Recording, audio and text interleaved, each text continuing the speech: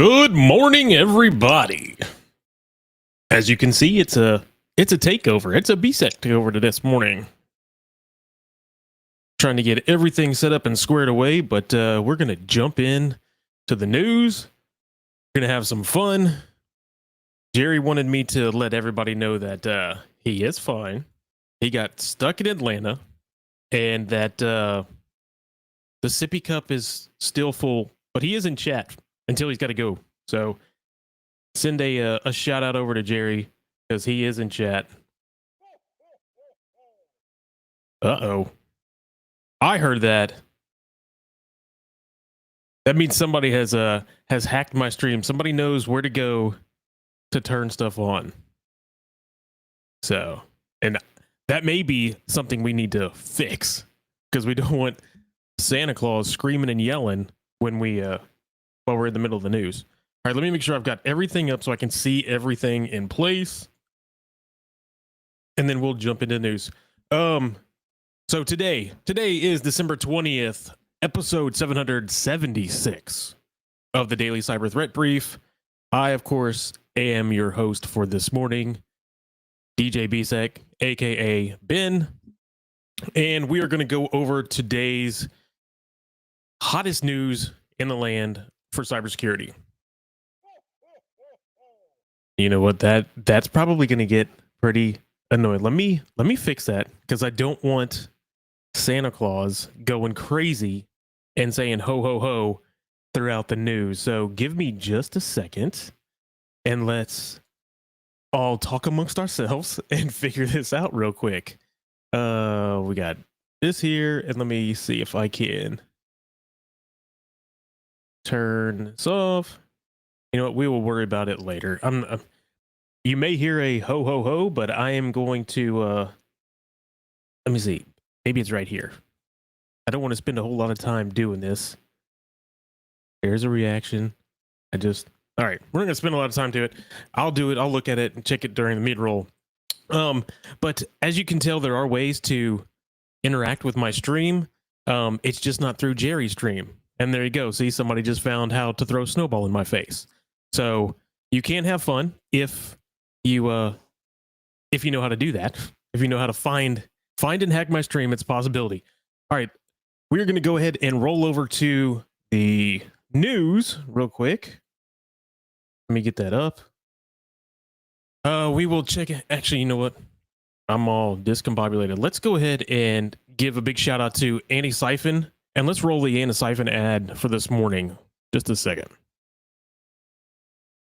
Do you want cutting-edge, high-quality cybersecurity education, regardless of financial position? Check this out. I want to give some love and some praise to Antisyphon Training, powered by Black Hills Information Security. Antisyphon Training is absolutely disrupting the traditional cybersecurity training industry by providing high-quality, cutting-edge education to everyone, regardless of financial position. They bring industry professionals with years and years of experience into the classroom to teach you and anyone else who's interested practical skills that are in demand in the market today. And on top of that, the student experience is amazing as you and hundreds or thousands in some instances of other students are actively engaging, networking, sharing tips, tricks, and experiences with each other, all live in the classroom. Go to antisyphontraining.com, check out their course calendar to see what course. All right, we're back. Let's go ahead and jump into the news, and I will see you guys at the mid-roll where we will have some James McQuiggan from 35,000 feet jokes of the day. Let's go ahead and jump into it. Where did we go? There. I've got so many screens up right now. Oh, that's not what I wanted to see. That's what I wanted to see. All right, here we go. From the CISO series, it's cybersecurity headlines. These are the cybersecurity headlines for Friday, December 20th, 2024. I'm Steve Prentice. Android malware found on Amazon App Store disguised as Health App. The app is named BMI Calculation VSN and was found by researchers at McAfee who saw that rather than being a health tool specifically, it was in fact Stealer malware. As could be guessed by its name, the malicious app, published by PT Visionet Data International, was promoted as a simple body mass index calculator tool, something that it actually does. But while doing so, it also records all activity on the phone and scans the device and collects SMS messages sent and stored on the device, including one-time passwords and verification codes. It has since been removed from the Amazon App Store, and anyone who has downloaded it is being urged to manually remove it and perform a full scan to eliminate any leftover traces. Oh yeah, there you go. Somebody found Carl and put Carl up there. So this is not a Carl move. This is a what in the world, Amazon? This is why we have checks and balances. This is why Apple has checks and balances to go through all of their app store. In all reality, I wasn't even aware that Amazon had an app store. I guess it's for like all the Fire Stick devices or all the Fire devices, maybe some of those tablets. I have no Amazon devices, but this is one of those things where luckily they've already found it. It's already been removed. But this is one that's pretty bad. It was masquerading as a simple health tool and stealing data from infected devices in the background. I think I want to say it stole a lot of information. Like it was stealing. Is this the one where it's stealing SMS messages? Oh, hey, there's some Jerry code right there. Let's see. What do we have? Do we have the... Oh. So if you've been doing Advent of Cyber, you've probably seen some of this already. You see a lot of, we're doing a lot of coding in here. So it looks like it's actually, from what it shows in here, it looks like it's screen recording. So it's recording the screen. So anything you put in there, it's almost like a keylogger. Is it sending it off somewhere? It doesn't show that it's sending it somewhere. I'm assuming there's probably some little C2 something in here that it's being sent off to. Let's see, a little more digging into releases of history by researchers. Let's see. Man, this was some nasty. Okay, so finally, the spyware intercepts and collects SMS messages sent and stored on the device, including one-time passwords and verifications. Man, this is amazing. Okay, so everybody, yesterday, I know Joseph did this. Yesterday, the Advent of Cyber had a video game that you hacked. You hacked a video game. This is going to kind of roll into the same thing. You hacked a video game, and what you did is you used a program to get into the middle of everything, to get one-time passwords, to get different types of authentication. That's exactly what this is doing. It's getting in the middle. It's sharing it's recording your screen, and then on top of that, it's going and taking your SMS messages and your one-time passwords. This is some pretty gnarly stuff. I wonder how many people actually downloaded it and used it. I'm sure they don't have a full-on. Yeah, there's nothing in here saying that they actually used. Oh no, there it is. Okay, McAfee says recording is stored locally in an MP4, but it was not uploaded. It was not uploaded to a C2. Well, that doesn't make any sense. So on top of that, now it's using all the data, or it's using space on your phone, so you would notice that your phone's space was getting used. All right, whoever wrote that. So in my sense, whoever wrote this, hey, let's record the screen, but let's not have anywhere to take it. Come on, that's a development failure. Development failure by the bad guys. All right, let's check out number 2. Everybody sees my screen good? Is everybody able to tell what's on the screen? Hopefully. All right, let's go ahead and jump to story number 2. BeyondTrust suffers cyber attack. BeyondTrust, a cybersecurity company specializing in privileged access management and secure remote access solutions, itself suffered a cyber attack on December 2nd. Its products are used by government agencies, tech firms, retail and e-commerce entities, healthcare organizations, energy and utility service providers, and the banking sector. After detecting what the company called anomalous behavior, it was determined that, quote, hackers gained access to a remote support SaaS API key that allowed them to reset passwords for local application accounts, end quote. BeyondTrust immediately revoked the API key and notified known impacted customers. It is not yet clear whether the threat actors were able to use the compromised remote support SaaS instances to breach downstream customers. Well, this one's definitely not good. So we're coming hot out of the gate. Like our first two stories are spicy. Okay, so our first one, we've got a threat actor that has been able to upload an application that everybody's downloading and using, and it's stealing all their stuff. And now we have BeyondTrust, which is a cybersecurity company that specializes in privileged access management and secure remote solutions, has apparently been breached, and their products are used by government agencies, tech firms, retailers, and commercial entities. Let's see. Somehow, does it say where? Okay, so it says that they got an API, which to me, it sounds like maybe the code was breached. Let's see where it's at. Maybe code was breached and they were able to discover the API. Let's see. Oh. They revoked it. Number one. Okay. First and foremost, all developers out there, stop hard coding stuff. Stop hard coding stuff into applications. That's why we have key vaults. That's why we have ways to call things. Quit putting hard coded APIs, passwords, usernames in applications. Use a little function and call it from somewhere else, for the love of God. Second, if they actually did get the code, that's probably how they got the API, unless they were able to scrape it some way. It doesn't really show why or how. I don't think they said how they were able to compromise it. It's unclear and it says that unclear that they actually have used it yet. The good thing is it is an API key. Therefore, they can, turn off the access by get rid of the API key, creating a new one, and we're good to go. The first one was tracked as CV. I'm going to take note of these in JawJack, and we can look at these. We'll use that EPP score and see if they're worth anything. In fact, can we pull that up right now? EPP score. Oh, you know what? Now, I've got a Python script that will run, and we will check it out. I'll bring up the machine, and we'll check that in a minute while that loads. All right.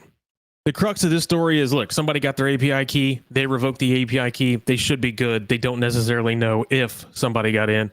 But if you use BeyondTrust, just know that there's a possibility that there was something maybe. They detected anomalous behavior. That's good on them. They actually were able to detect it and go ahead and grab it and remove it or revoke that key. But that's one of the issues with development and hard coding things. All right, let's go story numero trace. Fortinet warns of critical flaw in wireless LAN manager. This flaw, which has now been patched, could have allowed admin access and sensitive information disclosure on the wireless LAN manager 40WLM product. Security researcher Zach Hanley from Horizon3.ai stated that the vulnerability, which has a CVE number as well as a CVSS score of 9.6, quote, enables remote attackers to exploit log reading functions via crafted requests to a specific endpoint, end quote.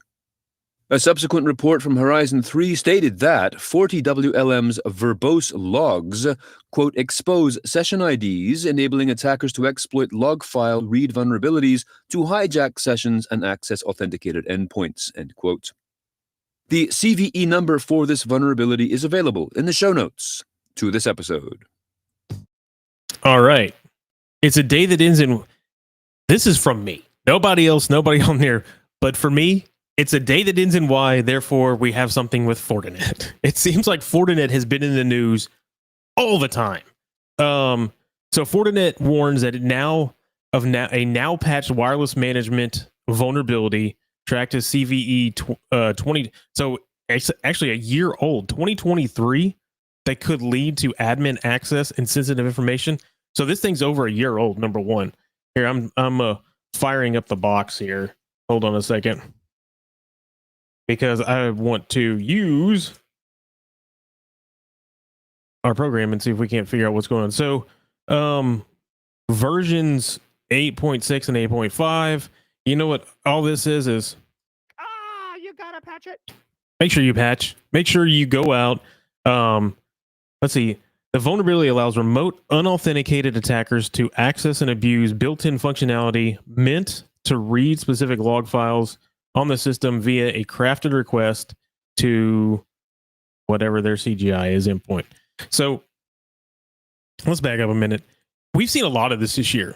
So I'm jumping on Fortinet, but we've also have issues with Palo Alto. We've seen some stuff from Cisco this year. All of these endpoints or all of these gateways that everybody has, remember, those are the main, that's the main crux for somebody to get into your network to attack you from. You're going to see all that traffic coming through. That's why we have logs. That's why we make sure everything through there is going to a log, and that we have alerts on there. We have so many different technologies. I was actually watching a show yesterday where they were talking about all the technologies that everybody buys. You know, is it sales problem that somebody went and bought a technology and that it doesn't quote unquote work? Or is it the product management's problem because they created a product that sales went and sold and it doesn't work?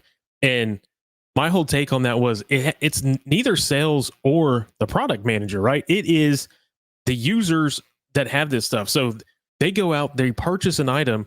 Everybody goes and gets this big flashy whatever. Let's go get a new Fortinet. Let's go get a new Palo Alto. Let's go get a new Cisco ASA. Let's put these things in, but they don't necessarily know how to use them or how their tools work. They're buying all these tools, but they don't know how to use them. And you can go buy it and set it up and it will be a firewall, but if you don't use it correctly, then it's nothing to you, right? So this right here, this is patch management, staying on top of it, you know, calling Joseph and saying, hey, I need you to patch something for me. That's all this is. Patch management, stay on top of your vulnerabilities, make sure you're scanning, make sure that the company itself knows what's going on, have maintenance windows, get it done. Let's see if there's anything else in here. An authenticated user, let's see, session ID tokens. Yeah, I mean, there's not a lot to this, but I kind of went on a hot take there. Spicy. I know everybody loves that spicy. All right, let's go to it. Thanks to today's episode sponsor, ThreatLocker.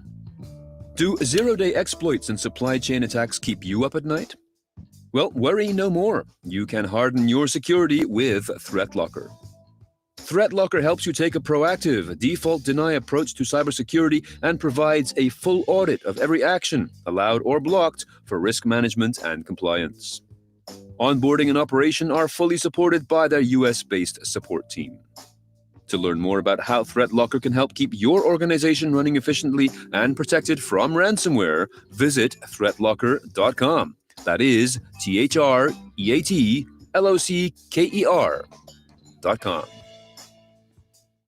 All right, we are at the mid-roll. Oh, we're at the mid-roll. Let me, I don't want to, if I play music, it'll kick us off the, so Joseph's in the back screaming at me because I said to patch it, and he says no. We're at the mid-roll. I'm not going to, if I play music right now, I'm going to lose my spot. I don't want to lose my, actually, let me see if I can do this. Okay. No, I don't want to do that. I don't want to get Jerry hit for a strike. All right, let's jump. We've got, so since we're at the mid-roll right now, you know, we have today, we've got James McQuiggan's jokes from 35,000 feet. And on top of that, not only are they just the dad jokes that he's always bringing, we are bringing Christmas jokes today. So here's joke one. Why are polar bears so lonely? Anybody know why polar bears are so lonely? Come on, somebody give it to me. Why are polar bears so lonely? They live in isolation. They live in isolation. Come on. Really? Oh, I didn't have the haha, did I? Man, let me see. There we go. Oh, and Nelson did not show up. We're gonna have to fix that. See, so a little behind the screens last night, Jerry about 10 o'clock my time sent me a message and said, "Hey, can you do this?" I said, "Sure." And I was actually on stream with old FedEx, and I was like, should I stay with my normal stuff or should I go to this one? And he said, no, stay with the Christmas stream. But I said, but I don't have all my stuff set up on there, and I'm not going to work on it till 1 o'clock in the morning. So I ran in here this morning, got a lot of stuff set up. We do have some sound effects and some things, but we don't have them all. All right. What do gingerbread men use when they break their leg? Come on, everybody should know this. And what does a gingerbread man use if he breaks his leg? Anybody? That jerk.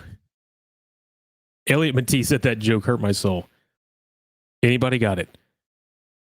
If a gingerbread man breaks his leg, he's got to use a candy cane. A candy cane. Come on. Candy cane. All right. And then we got one more. What kind of motorcycle does Santa ride? Y'all should be able to get this one. What kind of motorcycle? A motorcycle. Think about it. A motorcycle. Guess. What kind of motorcycle does Santa ride?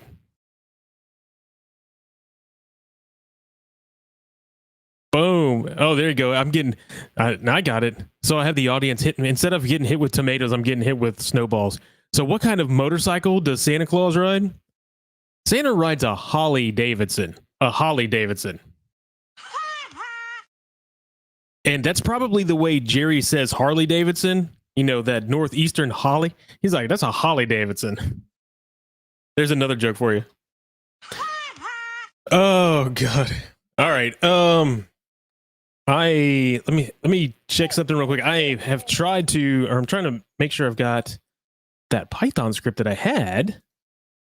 I know I've got the Python script up. All right, EPSS. Let's do that. Do you guys want to? I've got that over.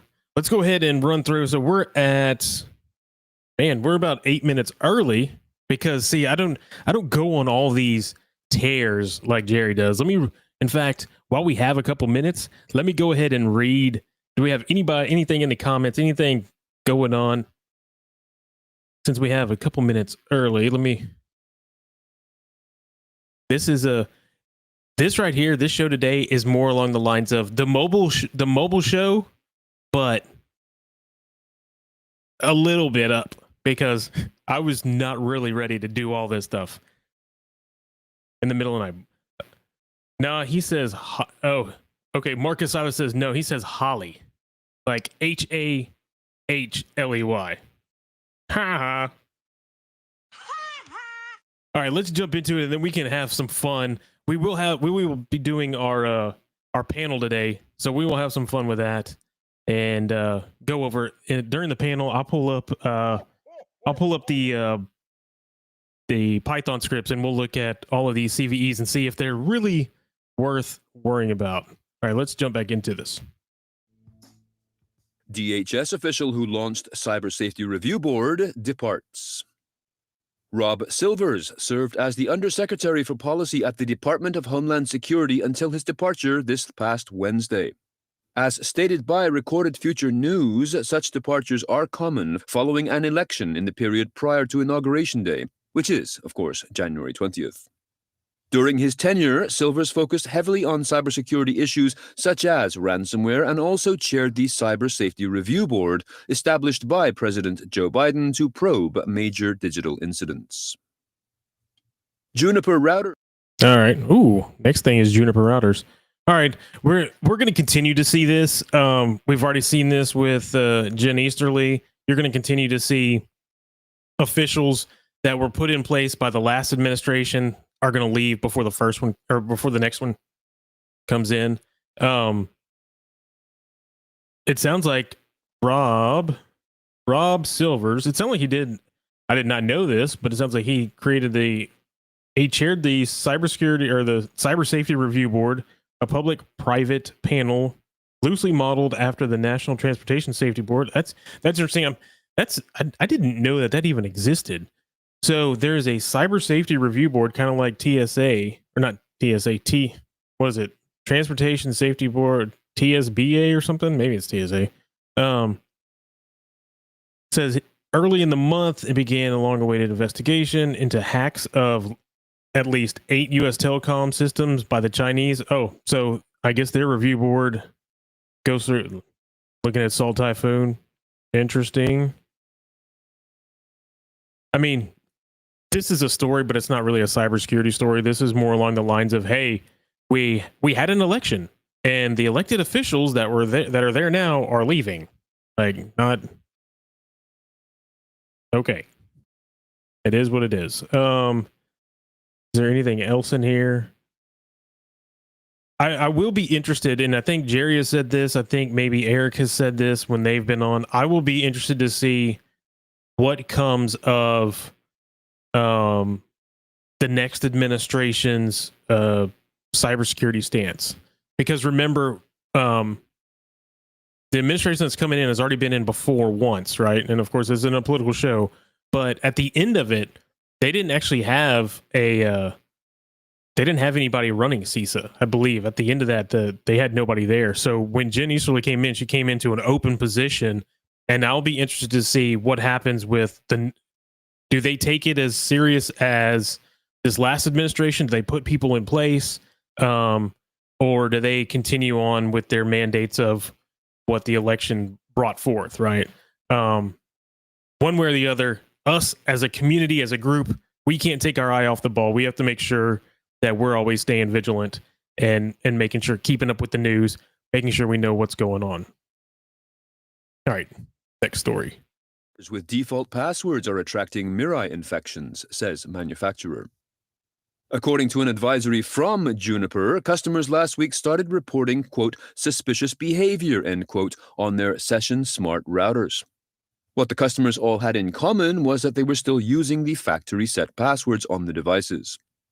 A subsequent investigation found a variation of Mirai malware that had been scanning for such vulnerable routers. Once infected, the devices were, quote, subsequently used as a DDoS attack source, end quote, attempting to disrupt websites with junk traffic. Juniper does not mention how many devices were infected or where the attacks were directed, but they recommend that customers with session smart routers, quote, immediately apply strong, unique passwords and continue to monitor for suspicious network activity, such as unusual port scanning, increased login attempts, and spikes in outbound internet traffic, end quote. All right, I have one thing for this one. Are you kidding me?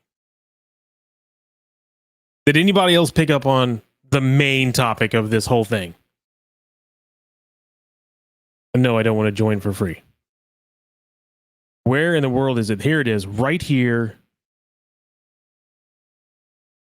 I'm going to circle it and circle it and circle it. Come on, guys. Are you, like, you put stuff in, it has a freaking default password.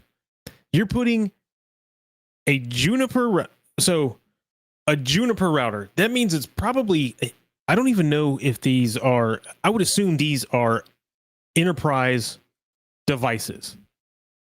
And you're putting them on the internet with default passwords. You gotta be kidding me. This would be something, if I had people underneath me and they put something in place and then we got hit and they hadn't changed the default password, which would never happen, right? That's not, how does this happen in enterprise? Let me like, now I'm going on like a Jerry. Okay, so anyone with a session smart router should immediately give them a strong, unique password. No, come on. Like, you've got to be kidding me. A wide range of malicious activities in addition to DDoS attacks. So these devices are getting hit by, I said that they're saying the Mirai bot. All they're doing is looking for it. And wait, what's it saying? In addition to using DDoS, previous reports have noted that that the malware has spread crypto miners to allow click fraud to inflate the effectiveness. This is absurd. Default credentials make intrusion much easier. You don't say. Like, we've been talking about this for years. Why in the world would anybody put something in place that has default credentials? Those default credentials, it should tell you to change the default credentials as soon as you log in. What this tells me, this right here tells me that they don't know what they're doing. They took the device, they plugged it in, they started it up, and they let it run. That's it. Now I'm like, what in the world is this device? Session Smart. What is a Session Smart router from Juniper?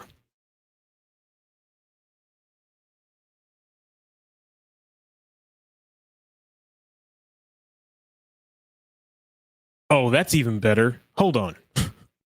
This is not.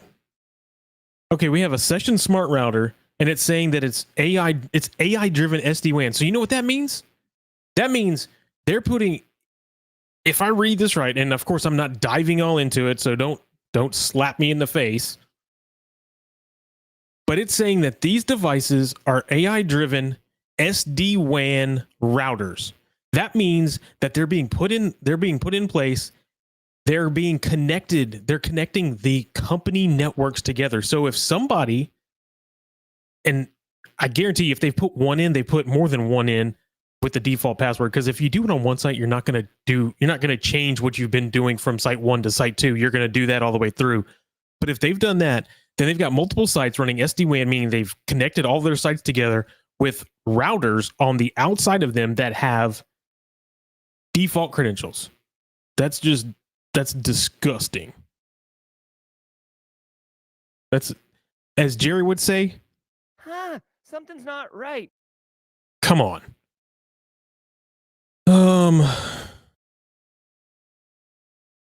Optimized AI native centralized cloud management, zero trust security. Yeah, well, you know what? There's no reason to be trusted, or you don't even have to worry about that because everything has a default password. I mean, this is scale at speed. Yeah, let the Mirai bot scale at speed. Good Lord.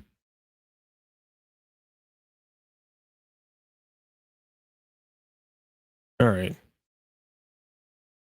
Ooh, man.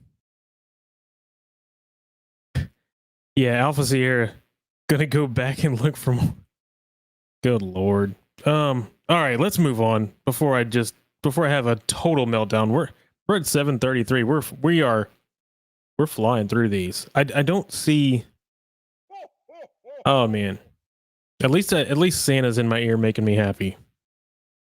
CISA urges senior government officials to lock down mobile devices due to Salt Typhoon. The Salt Typhoon saga continues, now with CISA urging via a 5-page advisory released on Wednesday that, quote, all highly targeted individuals rely on the consistent use of end-to-end encryption, end quote. Although CISA executive Jeff Green has declined to provide more information on the government's investigation into the Salt Typhoon breaches, Ann Neuberger, the U.S. Deputy National Security Advisor for Cyber and Emerging Technologies, has previously said that Chinese actors are still inside the breached systems. As such, CISA says, quote, senior government officials and politicians need to use end-to-end encrypted apps and should assume that all of their messages are at risk of being stolen or manipulated. End quote. All right, that was it. This one makes my head hurt. Like, I think Anton Dobson probably says it the most. You're so dumb. You are really dumb. For real. If you are an elected official in the United States government, why in the world would you not already have encrypted communications? Especially if you're a high-ranking official in the United States government. Like this makes no sense. Who in the world is sending stuff? I have family and stuff that's within that does military stuff. We've never do stuff over unencrypted, like and it's just personal stuff. It has nothing to do with anything. It's personal information that we're just talking back and forth. Just like you and I are talking, we're doing it over a secure line to each other just because you never know who's watching. Like this makes no sense. There should be a government, like CISA shouldn't be urging senior government officials. It should be a mandate. It should be mandated like from the top down. If you were a government official, you need to be using end-to-end encryption. The whole Salt Typhoon, we've been talking about Salt Typhoon for months now. Right? Yes. Signal, FedEx. Signal. For the love of God, use Signal. We've been talking about Salt Typhoon for a while now, and we have continuously heard Salt Typhoon come from officials, from everybody. Salt Typhoon is in our communications, and we don't know if they're still there or if they're not. We tried to kick them out, but they could have persistence. Maybe because they're a advanced persistent threat. Like, come on. Let's see. Federal authorities have spent weeks scrambling to respond to revelations that the Chinese government hackers burrowed deep inside U.S. telecommunication networks, allowing them to access phone data, messages, and even calls of about 150 senior officials. 150 senior officials. Let's go. Come on. Like I said, this needs to be mandated from the top down that any communications throughout the United States government or any government official with any type of ranking on any type of board or whatnot that has anything should be using end-to-end encryption. What's to say? The recent Salt Typhoon breaches enabled the theft of a customer call records and compromised of private communications for a limited number of highly targeted individuals. So we've got 150 senior officials. Then we have highly targeted individuals. So I wonder what highly targeted individual means. Yeah, we already know that the U.S. officials previously said that they targeted. We saw that they had done that to the Trump election. I even heard, yeah, there it is. So, and Kamala Harris's staff as well.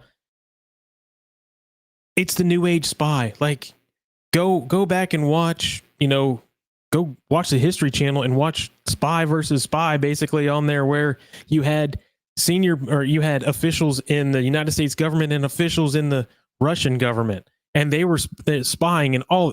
It's just the new way that they're doing it now. That's all it is. You got to we've got to get smart about this type of stuff. Everybody in chat right now, everybody that comes here and listens knows that when we send stuff out, we know that it's open to the world. And unless you throw an encryption on top of it, unless you put it through some type of tunnel, anybody can see it. Now, does anybody care what SpaceX sending? Probably not. But do I want to risk like me sending something and then it getting out somewhere? No. So I don't understand this. I don't know why. Let's see. Oh, now we got a tit for tat. Tit for tat. The advisory comes as a congressional outrage about the breaches has evolved into punitive actions taken by whoop-de-doo. And they bring up TP-Link, which we've all talked about TP-Link. So we can talk more about this at Jawjacking, but I mean, when you throw in TP-Link to all of this, I mean, you're basically talking about how consumers, to me, it sounds like they're going to say, hey, consumer products are the crux of this. That's how they were able to jump. They used all these consumer products to attack, to get in, to do something. So, all right. We're at 7:40. Let's jump over to the final. I think it's the final one.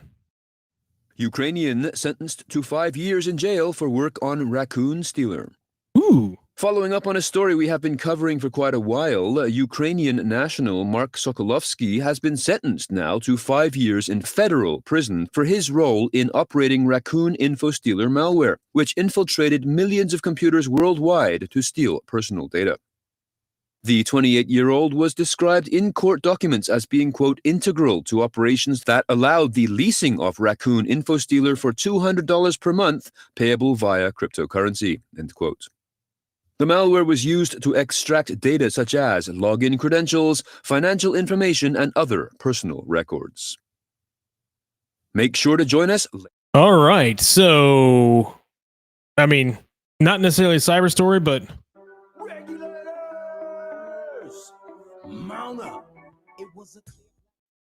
so it looks like they've got old Mark Sokolovsky and sentenced him to he got 5 years in federal prison. 5 years in federal prison for his role in operating only 5 years. I wonder how much money he made. And don't just say, oh, $200 a month. Nah, he made a hell of a lot more than that. He was leasing it. I can guarantee you he's not, like, how many people did he lease to at $200 a month? Thousands, hundreds of thousands. So Raccoon Stealer, I mean, look at this guy. Hey, there you go, right there, man. Gen Z, got to take that selfie with that money. Ooh, straight cash, homie. Straight cash, homie. In a plea deal reached in October, he agreed to forfeit $23,000 and pay restitutions of 910. I was about to say 910 million, 910,000. His actions were linked to compromise over 52 million user credentials. So that $900,000 is probably nothing. Which facilitated fraud, identity theft, ransom attacks. Oh, wait a second. Hello. H-Town. We got some like Texas coming in hot. See, Jerry doesn't know, but we got the Western District of Texas right here coming in hot with this one. Attorney General Jaime Esparza from the Western District of Texas describes Solovkovsky, you can say it, I can't, as a pivotal figure in an international conspiracy that enabled amateurs to commit significant cybercrimes. Interesting. So is he saying, since we're talking about amateurs, he's saying, hey, we allowed this guy right here, he allowed script kiddies to be able to create significant crimes. He praised the teamwork of the international law enforcement on capturing him and promised to keep working hard to fight cybercrime. Well, duh, you would hope so. The Raccoon Stealer had reportedly claimed to seize operations in March 2022 following the death of the developer. However, reports suggest the resurgence of malware in 2022. Wow. So good on them. Hey, so we're coming to an end, right? We're coming to an end of the year, and we've seen some crazy stuff this year. We've seen the Palo Alto stuff. We've seen a lot of Fortinet stuff, default passwords, but we've also seen a lot of good stuff. We've seen a lot of bad guys taken down. I think we've used this a lot this year. I would say maybe at least once a week. So if we got 52 weeks in the year, some of those were Interpol taking down big places. Yeah, I mean, we got a yin and yang. It's a fight, people. It's a fight.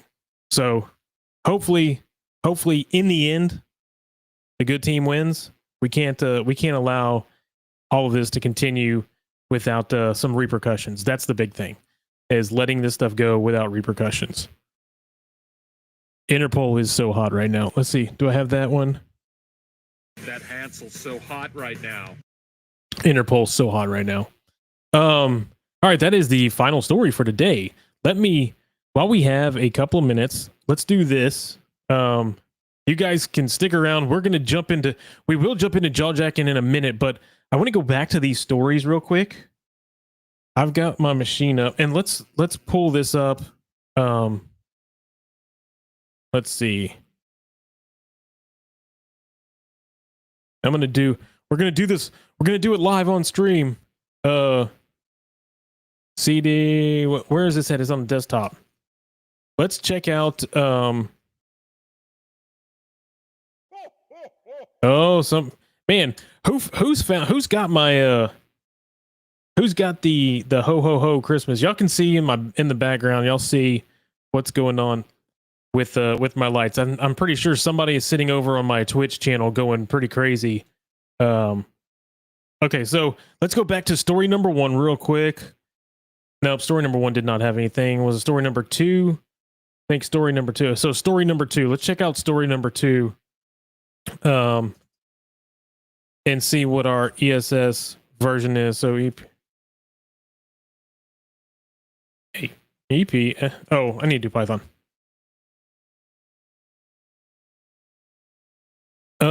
What is it? We've got CVE 2024 1 2 3. Oh wow, 1 2 3 5 6. And let's do it for today. 2024 12, and what is today? The 20th? Is it even in here? Our response code limit. So the percentile is 0.6%. 0.6%. What's FedEx? What are you saying, FedEx? Really, man? Your machine is so fast? I don't know. What are y'all talking about? My machine is so fast. All right, so we have point on that one, and let's check out the other one. Hopefully y'all can see this. Let's see the other one. CVE, not CVS, CVE 2024 12686. And we're gonna do it for today, 2024 1220. And that one is 0.11. So that one's actually higher. So the second issue tracked is 2024. Let me move this out of the way so we can read. Is a medium severity vulnerability on the same products, allowing attackers with admin privilege to inject commands, and upload malicious stuff. So if you have either one of those, you're going to want to patch it. Which story? This one was the BeyondTrust story with the access management. Actually, I don't think this is going to have anything to do with individuals, right? Because this was just the BeyondTrust. Let's check this one out. Okay, here's the let's check out the Fortinet. So Fortinet, that's 2023 309. Let's copy that one, and let's pull this bad boy over, and let's test this one. And we're going to say today, because today is 2024, and it's 1220, and that's a 0.1%. So we're talking 0.001, right? That's what we're talking about here on most of these. Just can't help teaching the masses. No, I haven't followed this chat, so I'm going to have to go back and read this chat, because I see my name popping up everywhere. I see something about machines and so, all right, let me pull out of here, come back over here. We got candy canes flowing. We've already talked about, I guess I could put this on. I got some music going. Let me get some of this in place. And who do we got in here? Copy. We'll get ready for our jawjacking stream. So we got 10 minutes. I'm going to go ahead. We're going to be 10 minutes early, and we're going to start jawjacking early today. I'll wait and see who comes in, and we'll jump in and talk about that. But for right now, let me run our jawjacking intro, and then we'll be back. If I can find it. Where's it at? Let's go. Ever wonder what it takes to break into cybersecurity? Join us every weekday for Jawjacking, where industry experts answer your burning questions about the cybersecurity field. Live, unfiltered, and totally free. Let's level up together. It's time for some Jawjacking.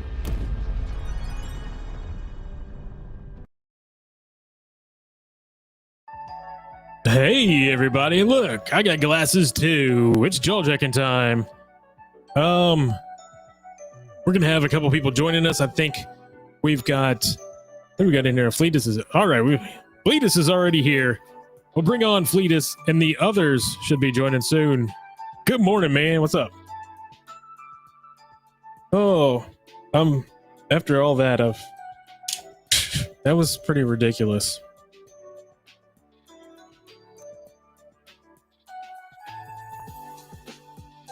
What we got in here? Oh, I still see Jerry. Jerry's behind the glass. He must be sitting at,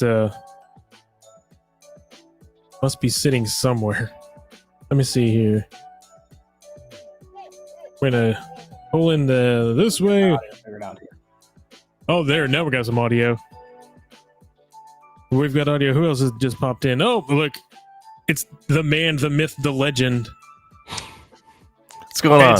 Casually Joseph. Can you hear me? Yeah, I hear you. You're coming in loud and clear. Awesome. Oh. And now we just wait. I was assuming Justin's going to come in. We'll see. Yeah, dude, some of those stories were ridiculous. Yeah. Why do we still have like passwords? Like, are you kidding me? I loved the story about the Juniper routers with default creds getting put on Mirai botnet. I'm like, wow, that's such a new thing that's been not happening for well over a decade. Right, and on top of that, I was like, I didn't know what they were. I mean, I know what a Juniper router is, but I didn't know what that was. And that almost seems like it's just set up for like SD-WAN, and that's it. Yeah. And if that's the case, now we've got like SD-WAN machines that are sitting on the internet that have freaking default creds. Like, are you kidding me? I don't know. I could have sworn we switched over to randomly generated creds a while ago, but but even then, like, how did we not? If you put it in place, like every item that I currently have, when you log in, it's like change the password. So either one, that's not on this, or two, they never logged in. They just put it in place. And we're just like, oh, if it goes in place, like, does it come already configured? Like, what in the world? It doesn't make any sense to me. All right. we have some people saying they can't hear Fleetus. I don't know if I'm heard not Fleetus. talking right now, so Okay, there we go. I'll be Wait. talking in a second. I'm trying to switch audio.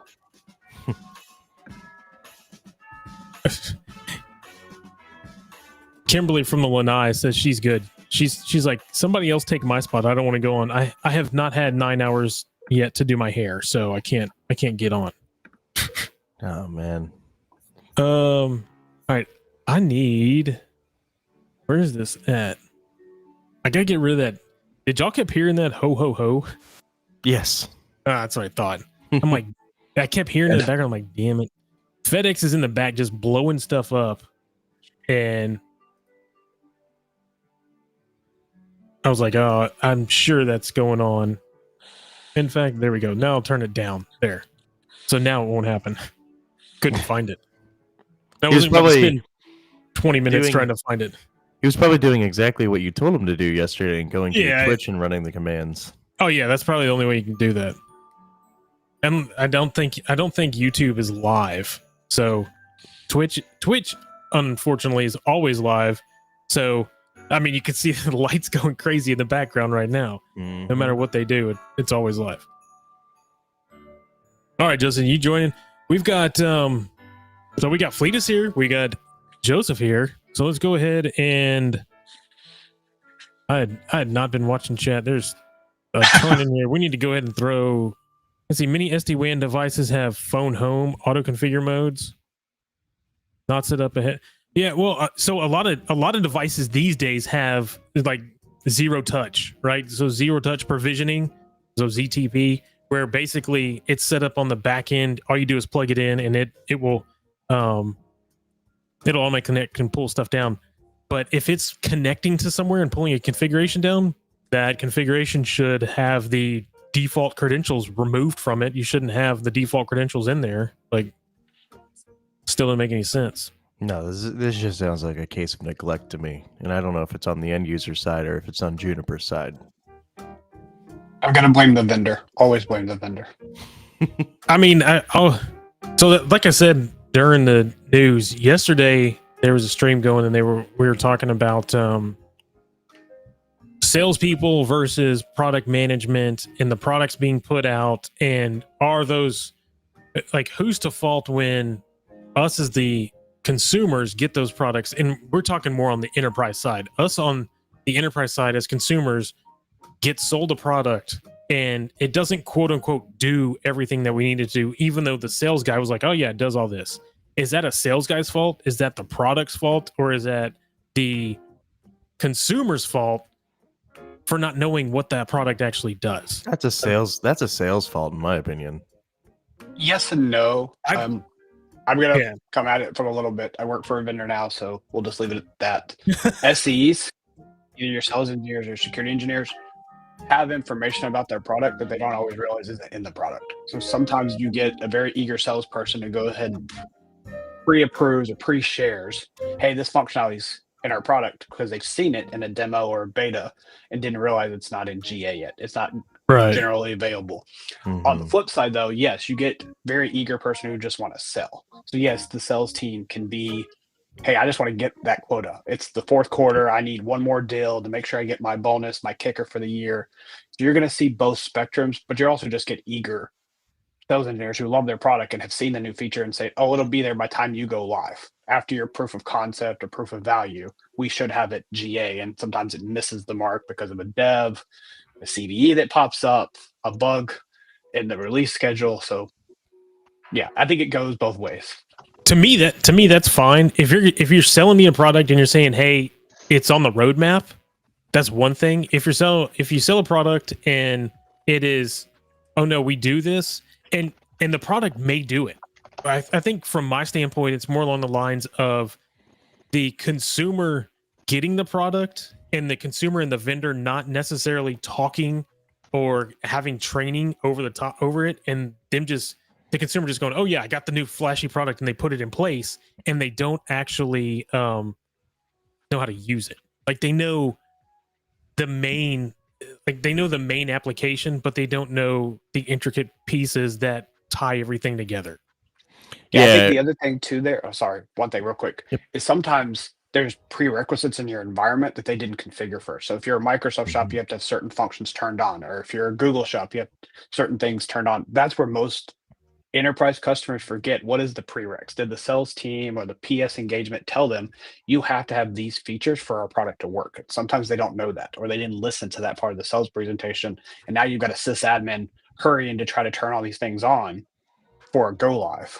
And you get yourself in trouble because now you've gone rogue and you don't have good change control. And to your point, the sysadmin may not have even been in that meeting with the vendor of like, oh yeah, this is what the product does. And then, the manager or whatever is like, yeah, we're going to buy the product. IT manager, CISO, whatever, buys the product, puts it in place, and is like, hey dude, go do it. And they're like, okay, sure. What do you want me to do? I turned it on. Now I've got it. Now what am I supposed to be doing with this? What are we supposed to be using it for, type of thing? So I think there's blame all around. And I think it really boils down to, more or less, somebody's going to sell you a product. No matter what, the salesperson is going to do what they can to sell you the product. That's their livelihood. That's how they make the money. That's how they provide for their family. Are there some shady people? Yeah, there's some shady salespeople, but I'm not going to sit here and go, every single salesperson is going to be shady and try to sell you something even though you don't need it. They're going to sell you that, give you what you need, and then tell you, hey, this is, the product does 100 things. Most of the time, companies get products that do 100 things, and those companies only use like 20% of what it is and don't know how to do the other ones, and never even get trained, contact the vendor back and say, hey, how do I use this? I don't know if that's more along the lines of I don't want people to know I don't know how to do this type of stuff, or if it's more along the lines of, hey, I don't want to be responsible to have to deal with this type of thing, so I'm just going to put in what they've asked of, and that's it. I think there's blame around the whole thing, but for me, I don't blame the product people, because they put it out and they just say, hey, this is what it does. It's not necessarily the sales engineer's problems.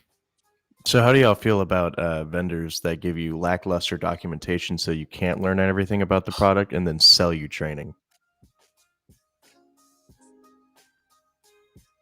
I mean, you can definitely go and learn the product yourself, So I'll go two different avenues with that.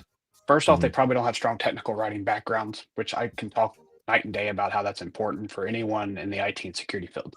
Second, they've lost their technical writer or writers because of things, and their documentation just hasn't been updated from release .1 to .2, so you get lackluster there. But to your point, yes, I have seen vendors who just go to our paywall, go ask the community, they'll give you the answer, and document it yourself, and then share it back, and we'll update it eventually and give you a new release in the release notes to point you back to it. So yes, it's a catch-22. They've either lost the personnel or they want the community to build their documentation for them, and then they're going to rewrite it. All right, we got two others that have popped in here. We've got Justin Gold has decided to come back and join us. And then, then we've got this guy who's been exploding my my whole stream all morning long, and he's the one that has made everything go ho ho ho all morning long, not me. FedEx is here. FedEx is here. So Barnaby says the network and InfoSec teams are always an afterthought too in those meetings.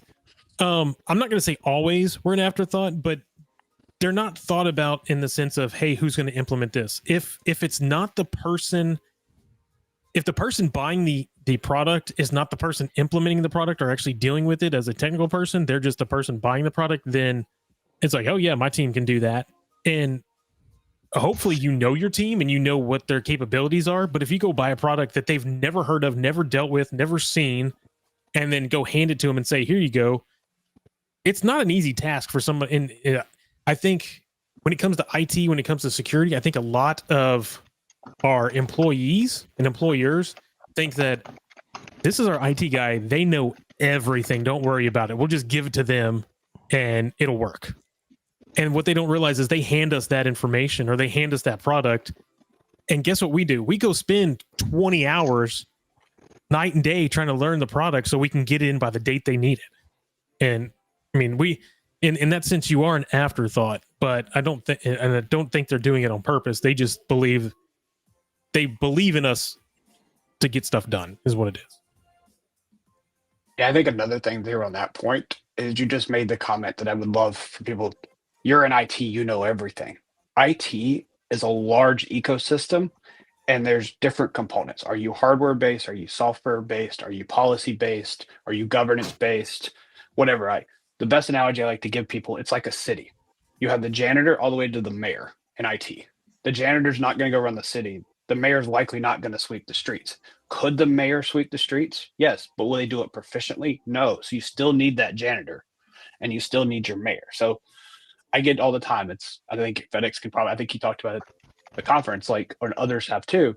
Come fix my printer or come hack my Facebook account for it. We don't all have the same skill sets. So you don't want certain people doing certain tasks. Can we do it? Yes, but do you want us to stumble through it? Yeah. I don't want to hack your Facebook. Yeah. Or your significant other's Facebook to let them let you know what they've been doing. Like, I'm not getting in that. Do you know the password that they use on one site? More than likely, that's the same one they're using there. It's not much hacking. Just put a 1 or a 2 on the end. Yeah. It's not that, it's their face. So. Yeah. Or just give me physical access. They likely saved it in the browser. I'll just change it to plain text and I'll read it to you. Yeah. Tell me about the snowballs. What about the snowballs? Is FedEx talking? I don't think we can hear FedEx. No. I don't know if he can hear us. He looks like he's... I saw his mouth move. That's what I was asking. Well, then let's just mute him. We can just keep his face there. We don't have to hear him. Yeah, he's not like an emotional support person. Yeah, he's an emotional support puppy. He's here to throw snowballs at you. He's here just for the snowball fight. 100%. That's all it is. Yeah. I think every snowball that I got hit in the face with was probably from him. Probably. We can't hear you. Yeah, FedEx, you have no sound. Yeah. All right, Skeletor it. We'll throw him off. He can figure out his sound. That way, I'll throw him off like he threw snowballs at me. Let's see. Kimberly Oh, Kimberly's trying to give everybody the secret. What are you doing then? Like, you're not, Kimberly, as a threat actor, you're not supposed to go out there and give everybody your secrets. They also work. Oh, yeah. When I do my own streams. We had any other I'm not seeing questions. I just see a lot of people talking about stuff. What if the mayor is the janitor? Roswell. Hey, if it's a small town, that's a possibility. I was about to say, like, some of us have worked in very small startups or have done philanthropic events. You are wearing multiple hats. I think I've joked numerous times in the same meeting. Let me take this hat off. Let me put it down. Let me put this hat on, so that you understand the perspective I'm about to give you, because that's important when you wear multiple hats. I'll pause there and go a little serious. You need to tell the person what role you're representing when you speak to them. If you're in that situation where you're wearing multiple hats, if you are the C-level who happens to still be the GRC analyst. So you say, I'm coming to you as the GRC analyst today, not as the CISO, because I've been in roles where titles get you in trouble. They won't talk to you because your formal title says you're a C-level, but you're acting as the GRC analyst today because the GRC analyst is either on vacation or you only had one and you let them go, or they retired or something of that nature. So declare your role when you walk in the room. Let them know what you're representing. So yes, at the end of the day, I'm still the security operations manager, but today I'm coming to you as the security practitioner. Yeah. I mean, absolutely.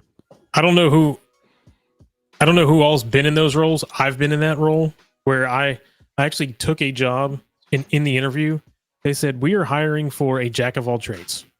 And I said, tell me what that means. And they said, if it plugs in, you deal with it.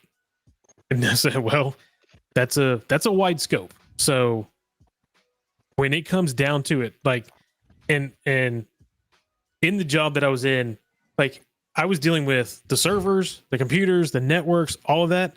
And then guess what I had to do? Because the cubicles had power and they plugged in, I was in charge of cubicles, not maintenance, not facilities, not any of that.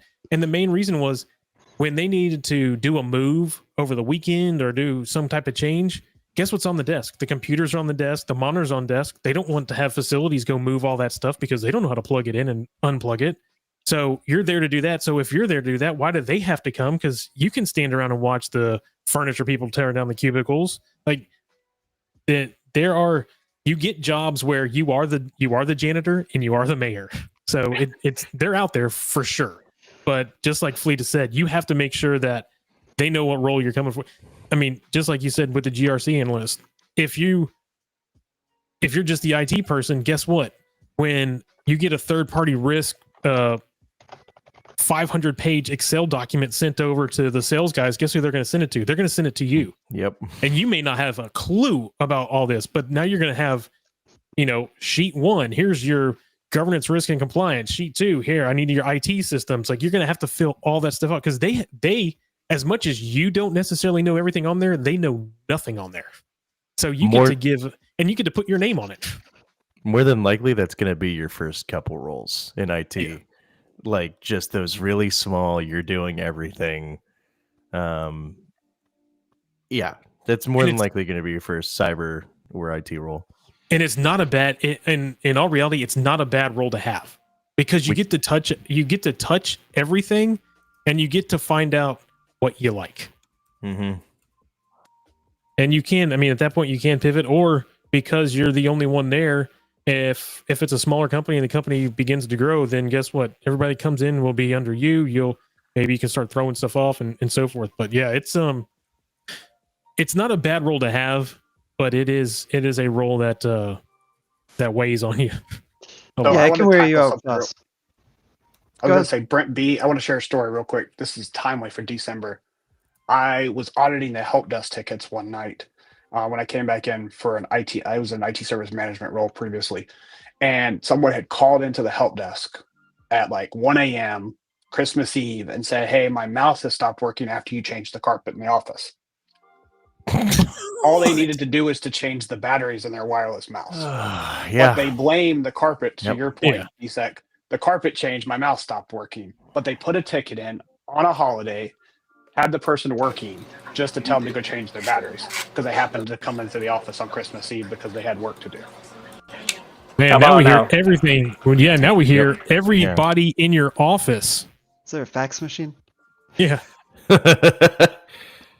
Sounded like a dot matrix going off in the Yeah, background. mirror. Yeah, that always gets me, Fleetus, is that you hear something that has zero to do with technology is the cause of, like, hey, my computer won't turn on. No, it has nothing to do with it. Yeah. Like, The best hey, one too, on a side note, when the return to office happened, oh, I can't come in today. I'm having my toaster repairman come out. AKA I'm going to Walmart to buy a new toaster, but I'm going to work from home today. Like, you get the analogies of, like, this is why I can't come in, because my toaster's broke. Or it's raining and I don't feel comfortable driving in the rain. A fun little psychology trick. If you ever have a user requesting a new device because their device isn't fast enough, more than likely it is more than fast enough. Just buy them a monitor with a faster refresh rate. And they'll be like, "Oh my god, it's this is going so fast!" It's like, yes, yes, it is $120 monitor now. Yeah, instead of a $2,000 computer. All right, we have one from Space Tacos asking, does anybody have any New Year's traditions? Set off fireworks. I mean, nothing crazy. I thought you were going to say set something on fire. I mean, technically, a couple times. You got to do that to get the fuse lit. I mean, yeah, fireworks were a tradition when I was younger. In the county that I live in now, they don't allow them. So that's one thing. And usually what's funny is they don't allow them, but people will go buy them in the county next to us. I'm literally like, the county line's like behind my house. So you can go to the other county, grab him, and then come across. So you come across county line, people will set them off, and the fire department is down the street. So they'll see like a bottle rocket go off, and then you'll hear the fire truck come down like, hey, knock it off. Like, you're shooting fireworks around homes. Don't do that. I mean, I live in North Carolina. It's illegal here. So people cross the line and do it. And pretty much the law enforcement will leave you alone on major holidays. They won't stop you on 4th of July. They won't stop you on New Year's. But if you fire at any other time, they will come out. For whatever reason, they give you the pass on 4th, New Year's, and a few other holidays, which is strange. They're trying to let everybody celebrate. Yeah. I just don't like it when it's 1 a.m. in the morning and I've got 2 young interns and you're still shooting off a 10-minute fireworks show. Well, and that's it, right? When you were 10 to 15, it was like, yeah, okay, 1 o'clock in the morning. And now that you're wanting to go to bed at 10 o'clock, or in my case, like 7 o'clock, because I'm old, you're like, oh my God, because now the fireworks are going off, which means the dogs are going crazy, which means that people can't sleep. It's like, come on, man, it's midnight. I get midnight. Well, let's say, so you have 4th of July and you have New Year's. I get the whole midnight thing, but yeah, once we're getting around 1 or 2 o'clock in the morning, come on, everybody go to bed. By that time, everybody's already had their drinks for the night and should be passed out anyway. I don't know. Maybe Joseph. I was gonna say maybe Joseph can tell me, but I feel like in South Carolina they go all night. Pretty much, yeah. Yeah. Someone, I guess, did you say Christmas or New Year's? Because I could have sworn you said New Year's. People are questioning why I'm doing fireworks on Christmas, and I was like, no, this is New Year's. I don't. This is what are New Year's Day traditions? Yeah. Light up the sky for Santa. Yeah. Yeah, I was gonna say he's got to find my house. Joseph's trying to hit Santa Claus with bottle rockets. Let's He's see. just giving a flare for Rudolph to follow. That's what it is. Yeah, just lighting a flare in the air. Haircut Fish, of course, is coming in and asking, has everybody done their shopping yet? Does anybody have any more shopping to do? What are we shopping for? Christmas gifts. Yeah. Yeah. Someone might. For routers without a default password, this is what we're shopping for. I'm giving all my friends Juniper routers. I'm going to give them a TP link. I'm just going to give them all TPs. A TP link. A Juniper router with a TP link behind it. Oh, dude, beautiful. Oh, what's L Downing? L Downing is coming in and saying to all the panelists, what's been your favorite project that you've worked on this year? I'll go for it, Fleetus. We'll just go top to bottom. To be honest, it's probably it's a non-technical project. It's actually been doing several Lego sets with my oldest Like just doing Legos has been fun, just to do something outside of the keyboard. I mean, that's probably not the answer they were looking for. What Lego sets? Which one? What Lego sets? So are they big we ones? did- Or are they smaller ones? I've done a few small ones and a few larger. I'm about to do another Star Wars here in a little while with them once we clean off the table so we can set it up and go after it. So There's one guy I know. He's doing Artemis. I don't know if you've seen the Lego set. It is massive. It's the Artemis rocket.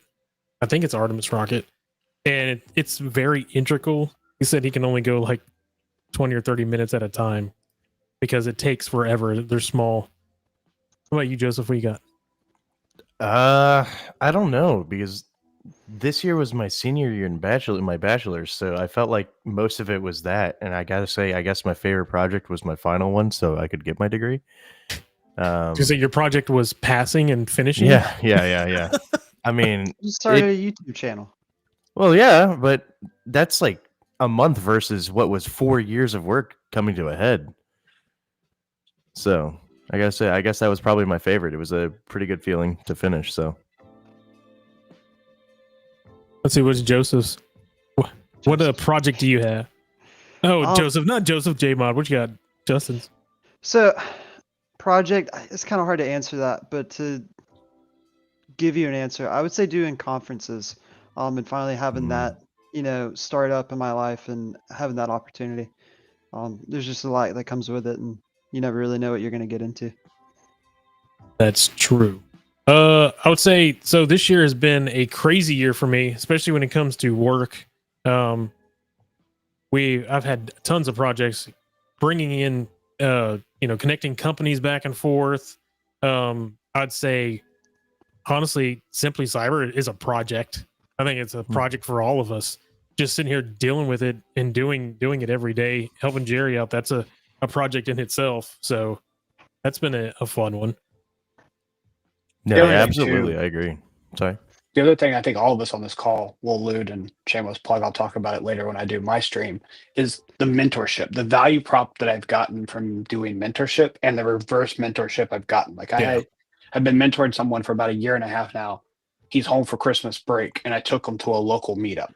Like I took him to a local Charlotte meetup this week. So I met him in person and let him do the networking. So just being able to finally take what's been behind a screen and meet him in person and then introduce him to the local network since he was home for the holidays. Yeah, that's always a good feeling. To Yeah, especially- meet up with people that you haven't seen or whatnot, and then get that in place. I think Simply CyberCon was just a great project. Yeah, Because it kind of proved, I mean, it was a little last minute in terms of how we got stuff thrown together, but it proved that we could do it. And it gave us something to build upon. well, it proved that you can do it in a small amount of time. So now that we have the big amount of time, people are going to expect more. Maybe it Yes. shouldn't have been. Maybe it shouldn't have been like as good as it was. We're like, Yeah. oh man. Well, don't maybe worry. it should be Track one, better. track one can still be improved because Jerry couldn't figure out the AI camera, so he handed me a webcam, and I was Well, like, I don't think track 2 could be improved. I mean, Yeah. James and I over there were just crushing it. So there's no track 2.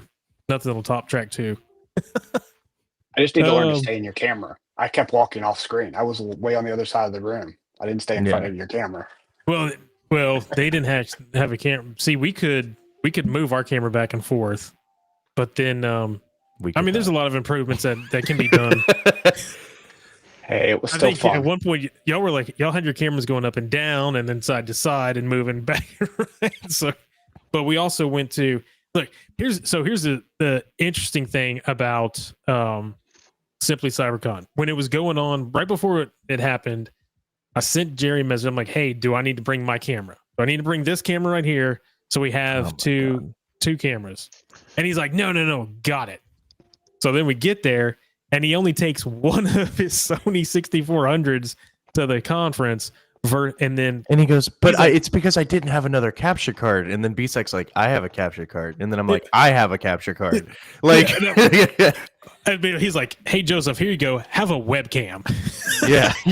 Doesn't move. That's a static image that I think it was like 720p. Yeah. And I want you to use the webcam from like 45 or 50 feet back. Mm-hmm. It was pretty Mhm. crazy. I made it work though. I made it work. It in the end, it all turned out all right. I saw somebody put something in there. I guess FedEx is back to try and test his audio. I don't know if we're getting the ASMR office experience again. Okay, so here's a good question, and this is kind of a what do I do question. For an entry level job, would we recommend going to a small business or a big company? That's It depends. yeah.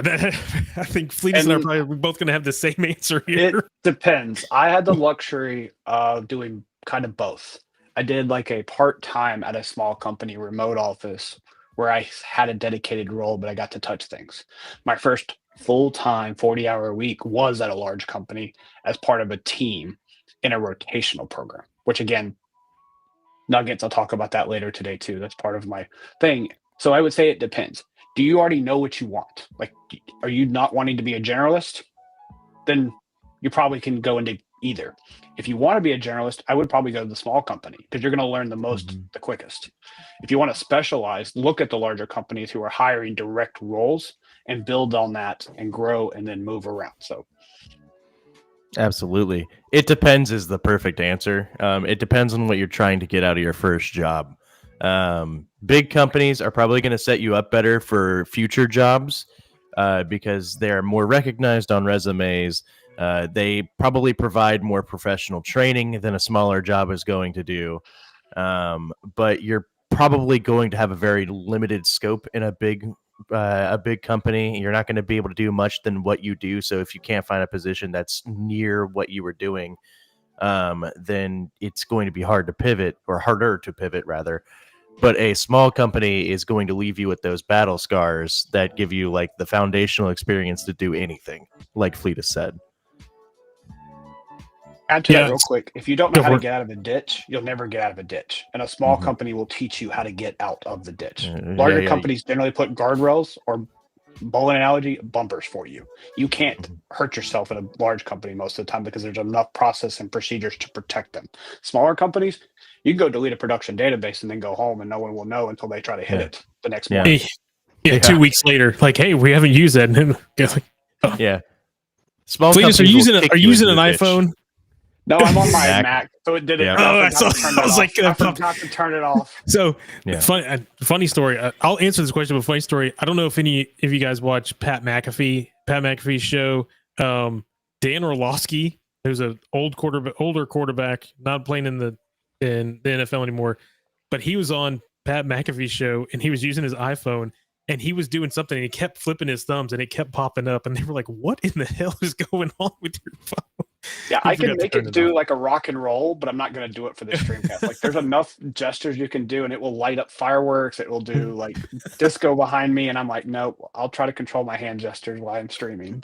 So all right, so for me to answer this, it's kind of a couple part. Is number one, I agree with what everybody said here. Is it depends on where you want to go. Number one, in a smaller company, you're going to get more exposure, and by more exposure, I mean you're going to get more exposure to things. Maybe you're going to do server stuff, maybe you're going to do network stuff, maybe you are going to do a lot of this stuff because it's a smaller company, depending on the size. In a larger company, if I was an entry level person, I would not want to go to a smaller company. I would want to go to a larger company. And the reason I would want to go to a larger company is for what Fleeta said a minute ago. I want a team, because if it's entry level, that means I don't know a lot to begin with. And I want somebody around me that can, number one, teach me so I can learn stuff, because I don't want to be that person in the small company that does delete the database and not know how to get it back, or know what's going, like, oops, I did something and not realize that I did something that was bad to begin with. So for me, when I first started in IT, I was 18 and I was at a large help desk company, which basically was all help desk. So you start like on a tier 1, you roll to tier 2, you're taking phone calls, you get to hear. And I know we talk about it a lot. People are like, what should I get a help desk job? Should I get a SOC job? Should I do this? My answer is always yes. And the reason is you get exposed to a lot of things, and you understand users more by being on a help desk or being in the SOC, because you get the frustrations. Once you get away from that, where you're not dealing with users all day and you're just dealing with equipment and making stuff run, if that's all you ever did, you would be jaded to what a user sees and has to deal with on a day-to-day basis. And you'd be like, I don't care. I'm trying to work on this. Where if somebody that's a tier one, you as a systems analyst, or not a systems analyst, but a systems admin, are more than likely a tier two, tier three-ish person. So if you have somebody from help desk or somebody call you and say, hey, I can't fix this issue, I don't know what's going on. If you've never done it before and all you've ever dealt with was, DHCP and server side stuff and making sure things work, you're not really going to care. So to me, having a spot on the help desk, learning for a year or so, being under somebody and moving on, and then maybe you could go to that smaller company and be the man over there and be able to deal with everything and understand and know and actually make that company better because of all the stuff that you got from the bigger place. That's my opinion. I think FedEx is ready to come on and try his audio. One more time. Yeah. One more time. And nothing.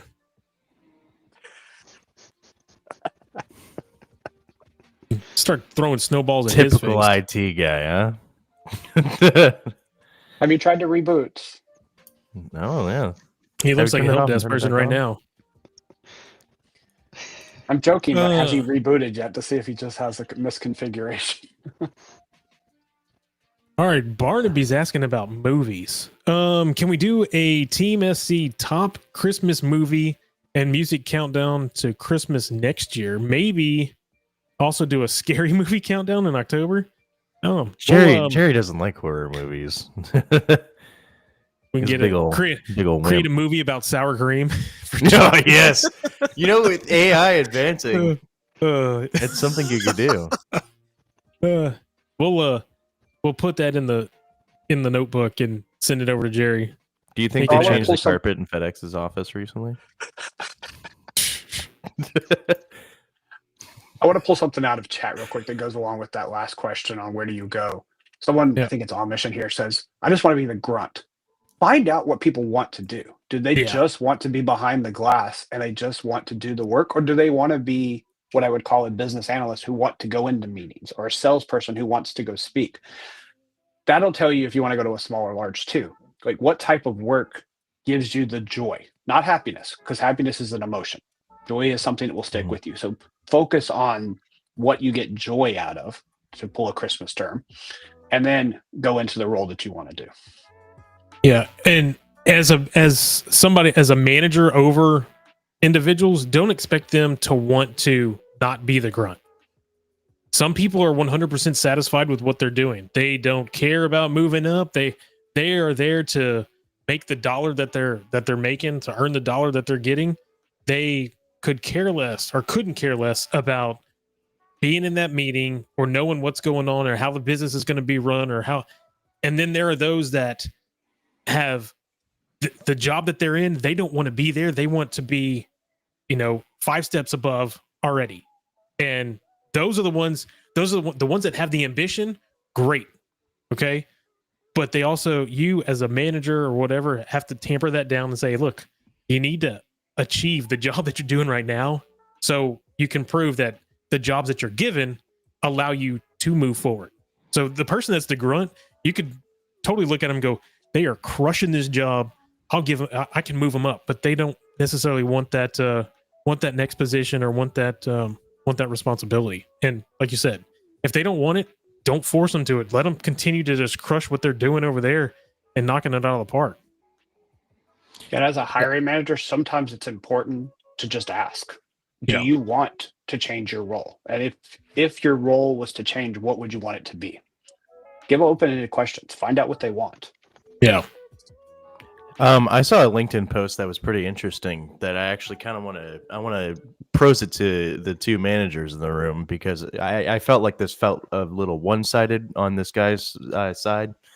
He said that he's a SOC leader and he notices that a lot of tier 1 SOC analysts, new hires, people my age, so Gen Z, aren't interested in fully learning their job, more so just clocking in, clocking out, and getting the money, and they don't want to understand the why. But I feel like that's not true.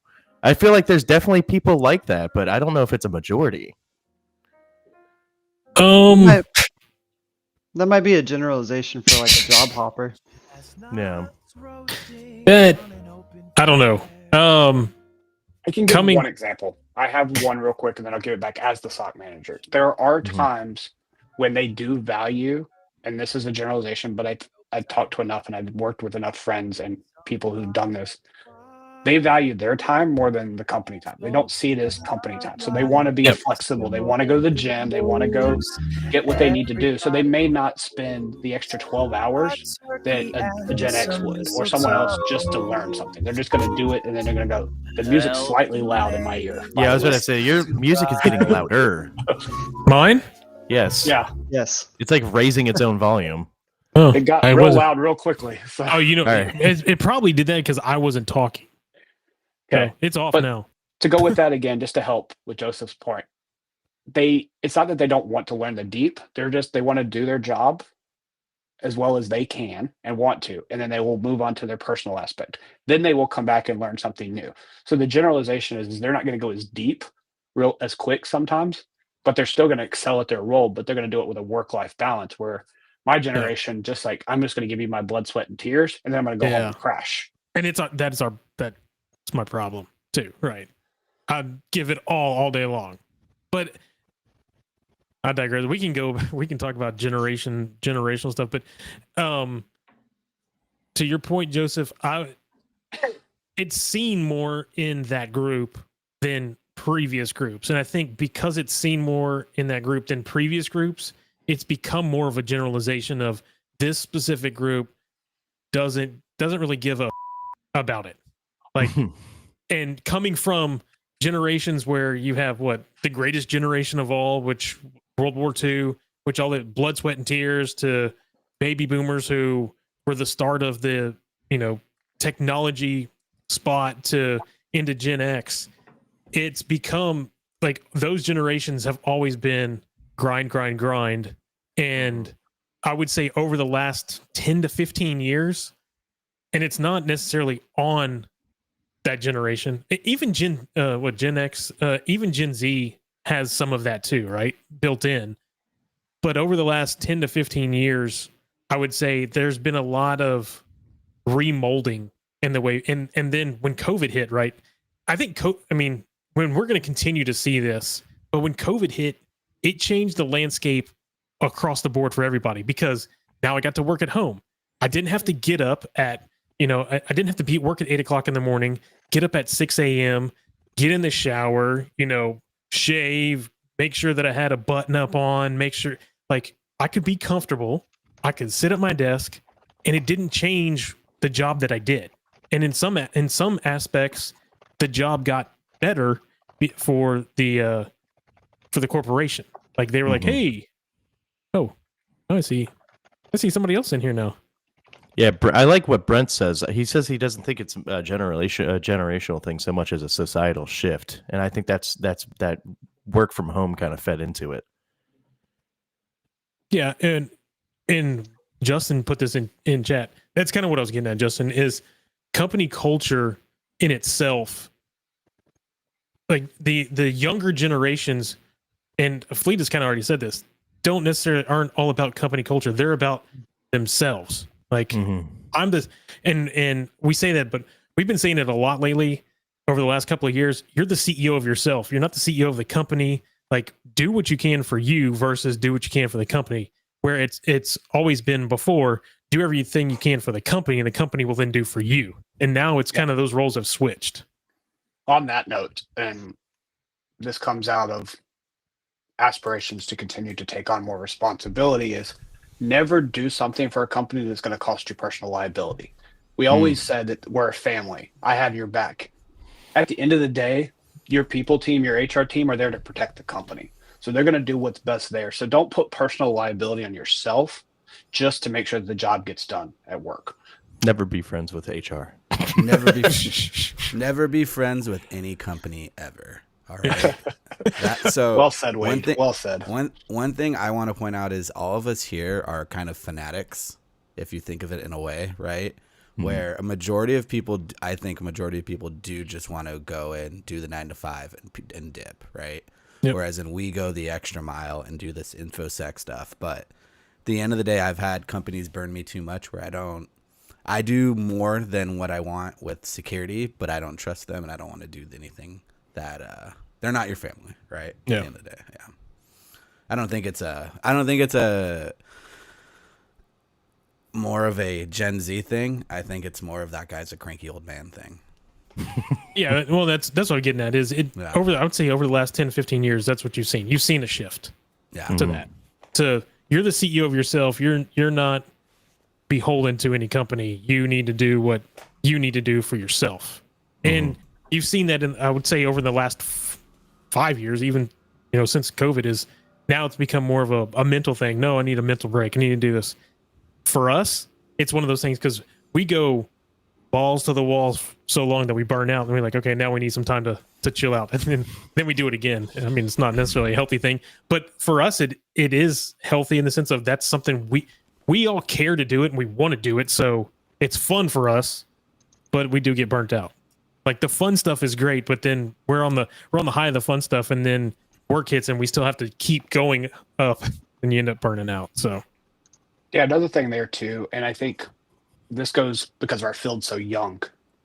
40 years ago, we didn't have the technology you had today, so you had a family at work. There was no way to get a hold of me when I left because I drove home. You couldn't bother me.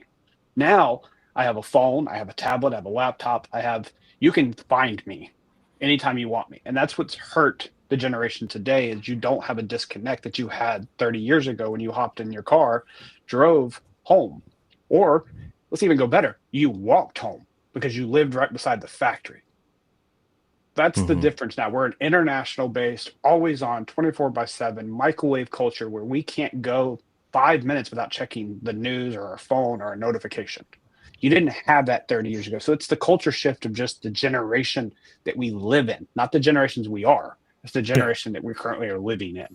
I don't know if y'all watched, I watch History Channel all the time. And History Channel, they actually had a show on there talking specifically about that and how culture changed when fast food was brought in. I thought you were going to say Severance because that's pretty much what. So culture changed when fast food was brought in because we were always, as a culture, everybody's sitting at the table. You're eating dinner as a family. And it became, mom's at home, she's cooking, dad's at work. To where we went to, like, I guess like in the 70s, more of the feminist movement where women are going to work and women are going to climb the ladder. To, okay, now both mom and dad are working. They both come home at 5 o'clock at night. They're both tired. Neither one of them want to cook. Guess what? McDonald's, Burger King, all these places start popping up, even In and Out. They were around in the 40s and 50s though. They were. It was small, but it was smaller stuff, and it was more of it was more of a luxury thing than an everyday thing, where it's become more of an everyday thing. It was like, yeah, on the weekends we go to the drive-in and we get Sally on the rollerblades, or not rollerblades, she had roller skates. They didn't have rollerblades back then. On the roller skates comes out and gives us our malts and our burgers or whatever, and that was it. Where now it's become on the way home I'm just going to grab burgers, I'm going to throw them down. Everybody's not necessarily sitting at the table as a family anymore. It's just food and over and done with. And that's where, kind of like what Fleeta said, the culture changed to everything's fast. It's got to happen now. And then you throw TikTok and all of our serotonins and everything now because we get 30 seconds and we're in and out. Yeah, I don't know how long it's been since you've gotten fast food, but I feel like it's going back to a luxury item, like $12 for McDonald's. Yeah, it is now. I was definitely thinking about that because, most of my jobs before tech, you couldn't have a cell phone at. There's no way you lost complete external connection because what you were doing, you were so engrossed into it, or you just weren't allowed to have a cell phone. And I'm trying to those jobs, you definitely did create more of a bond with your coworkers, probably out of trauma, to tell you the truth, but also you couldn't talk to people. But. Yeah. I don't know. It's an interesting shift to see, and I wonder. I mean, people are trying to get the return to office thing to happen, but so many people moved because of work from home away from like the major city centers that like it's all the skilled workers are nowhere near. Well, no, a lot of that as companies. So when all this happened and everything went to work from home, companies that would only hire local started hiring external, right? So it became now I can actually hire, I'm in Texas, I can now hire somebody that's in Florida or hire somebody that's in Minnesota that has the skill set that I want, that I can get for a good price. And then now you're turning around and going, oh no, everybody has to come back in. Well, what about the people that are not in the state? You know, and even if you do have operations or buildings in specific cities, that doesn't mean that you still have the individuals that are even close or remotely close to where they're at. So that's kind of it's become a catch-22 with a lot of this. Is like, hey, we want the best, but we can't make them come in all the time. I had a job offer for a company recently that I know some people at, but they were 3 days a week in office, and I'm like, that's fine. And then they're like, but you have to be here from 9 to 5, and I was like, and then it's only 12 miles away from my house, but it would have added 8 hours of work to my week due to commuting. That's the crazy part, is the commuting stuff, how that's completely changed. That's because you're in California and going a mile takes a day. During rush hour, yeah, that's definitely true. Yeah, it's rough. It takes me 5 minutes to pick up my son and 20 minutes to get back. I was going to say, you guys will take a bike to work. Like, because that's like a daycare that's an exit away from me. That's like the flow of traffic, which is crazy. Yeah, to go with that, I think it's important to go with that a little bit, just to take on Wade's. There is no 8-hour work window in the workforce unless you're on an assembly line. And those even are going away too. There's shift space where you don't do it. So I'll give you my day real quick. I wake up 6:30, I sign on around 7. I disappear for about 45 minutes to wake up my interns, feed them, and then I come back around 8 a.m. I start my meetings around 9 a.m. so I can join you guys. We can do stuff like this. 11:30, 12, I break again for an hour. I do something with my interns. I go for a walk. I get away from my computer. 4 o'clock, I drop again. Go do something with my interns, my family. 7 p.m., I'm back checking again because I have team across the U.S. Now I have international. I'm back online at 9, 10, 11 p.m. to do certain calls and touch points with teams who are just starting their day. So I just said, I work from 7 to 11, but I worked 6.5 hours that day. Yeah. Or 7 hours. But I was online and available and touching my computer in some way, shape, or form from 7 a.m. to 11 p.m. But I worked 6 hours, maybe 7 that day, or 8, depending on what's going on. And then if you're in IR or if you're in the SOC, just good luck, buddy. Like, that's not an 8-hour workday. Yeah. Let me clarify, my interns are my kids. I refer to them as interns. One's already made them their parents twice. I've just inside the back chat I've shared that my wife is gone, so I've got my kids coming in and out. I'm hungry. I want this. Can you give me that? So that's why I've gone off mute, on mute. So yes, my interns are my 2 kids, 9 and 7. All right, the Rich is asking, any tips for starting to work a continental 12-hour shift schedule? I don't know what that means. I know what a 12-hour shift is. I don't know what a continental is. I think I know what this is. What I think this is where like you a follow the sun type of thing? Is that what you're talking about? That, or you get on for 4 hours of their shift and 4 hours for your shift. So that way you work a 12-hour day, but you're doing it across multiple shifts. That's how I've interpreted this, because I've seen people do that. They'll work half their shift on US and then they'll work half their shift on like Europe time. That sounds miserable. Yeah. Yes, it is. Unless you're getting up at 4 o'clock in the morning and working from 4 o'clock in the morning until like noon. That's what I did. I was in a SOC. I worked 4 to 4. The crazy part is I worked 4 days on, 4 days off. So you do that math, that's not a full-time job, but they still paid us as if it was. 4 to 4, that's like fairly normal. But what it sounded like is like, it sounds like you would be waking up at 4 a.m., working till 8 a.m., and then you'd have another shift at like 8 p.m. working till midnight. And that shifts. Sounds horrible. I can do a 12, that's fine, but a split shift? No, come on now. No, you like where am I supposed to sleep? At the desk. when I was on the 12-hour shifts, I created like a new sleep schedule for myself, which was really, really weird. It wasn't like your normal. I would sleep the moment I got home for like 4 hours or 3 hours, and then stay up, go out and do stuff, and then come home, sleep for 3 hours, and then go. It was actually that becomes really hard nice, on the to tell you family. truth. That's I hard was if you young. have kids and I was 25. This was like prime time. Yeah, I would say that if you're young right now, like that's your prime time to just go haywire, do whatever you want to. I mean, when I was 20, 22, I was traveling the U.S., doing installs, doing things for oil corporations up and down the East Coast, over in Mexico and Canada. So you got all the traveling out, and I'm good with it now. I don't want to do anymore. Oh, I want to pivot here too, and Wade will probably appreciate this one. Not every person who works these alternate shifts are capable of doing it. If you learn the psychology piece of yours, you may not have the brain power to do any intellectual or deep thinking past a certain time of day. So for me, that's 9-10 p.m. Like I really can't go too deep. Like I can do surface level, I can do muscle memory. Like I can do stuff that I already know. Like tasks that are knowledge based, got it. But if you want me to like learn something or teach something, you don't want me working night shifts like for a long term. Like, can I do it because of an IR event? Yes. Can I persevere for a shift or a week or a month? Probably. But I wouldn't be a good night person for long term. Even in my 20s, even though I was a night owl, it was let me crash and do something that's going to be mindless for 6 hours and go to bed at 2, 3, 4 o'clock in the morning.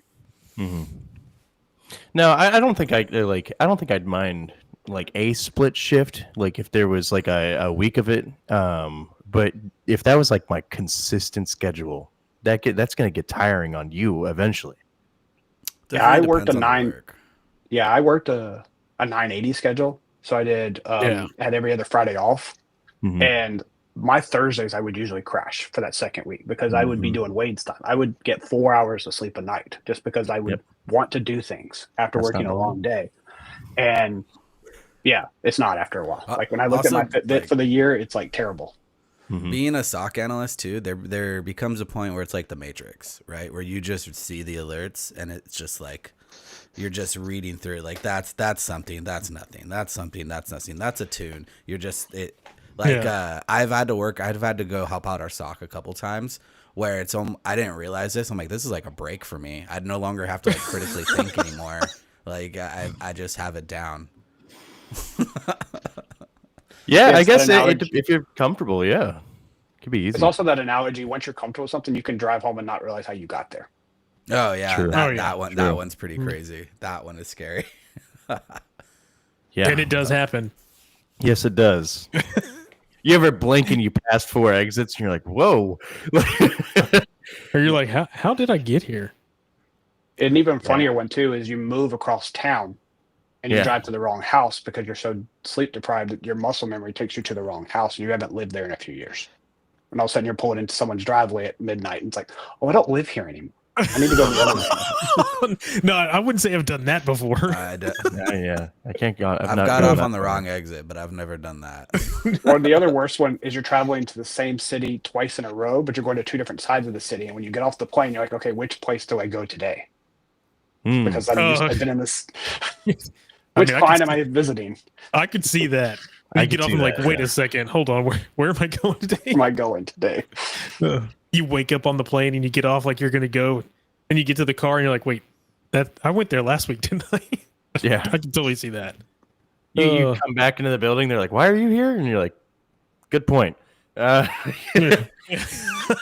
Oops, wrong place.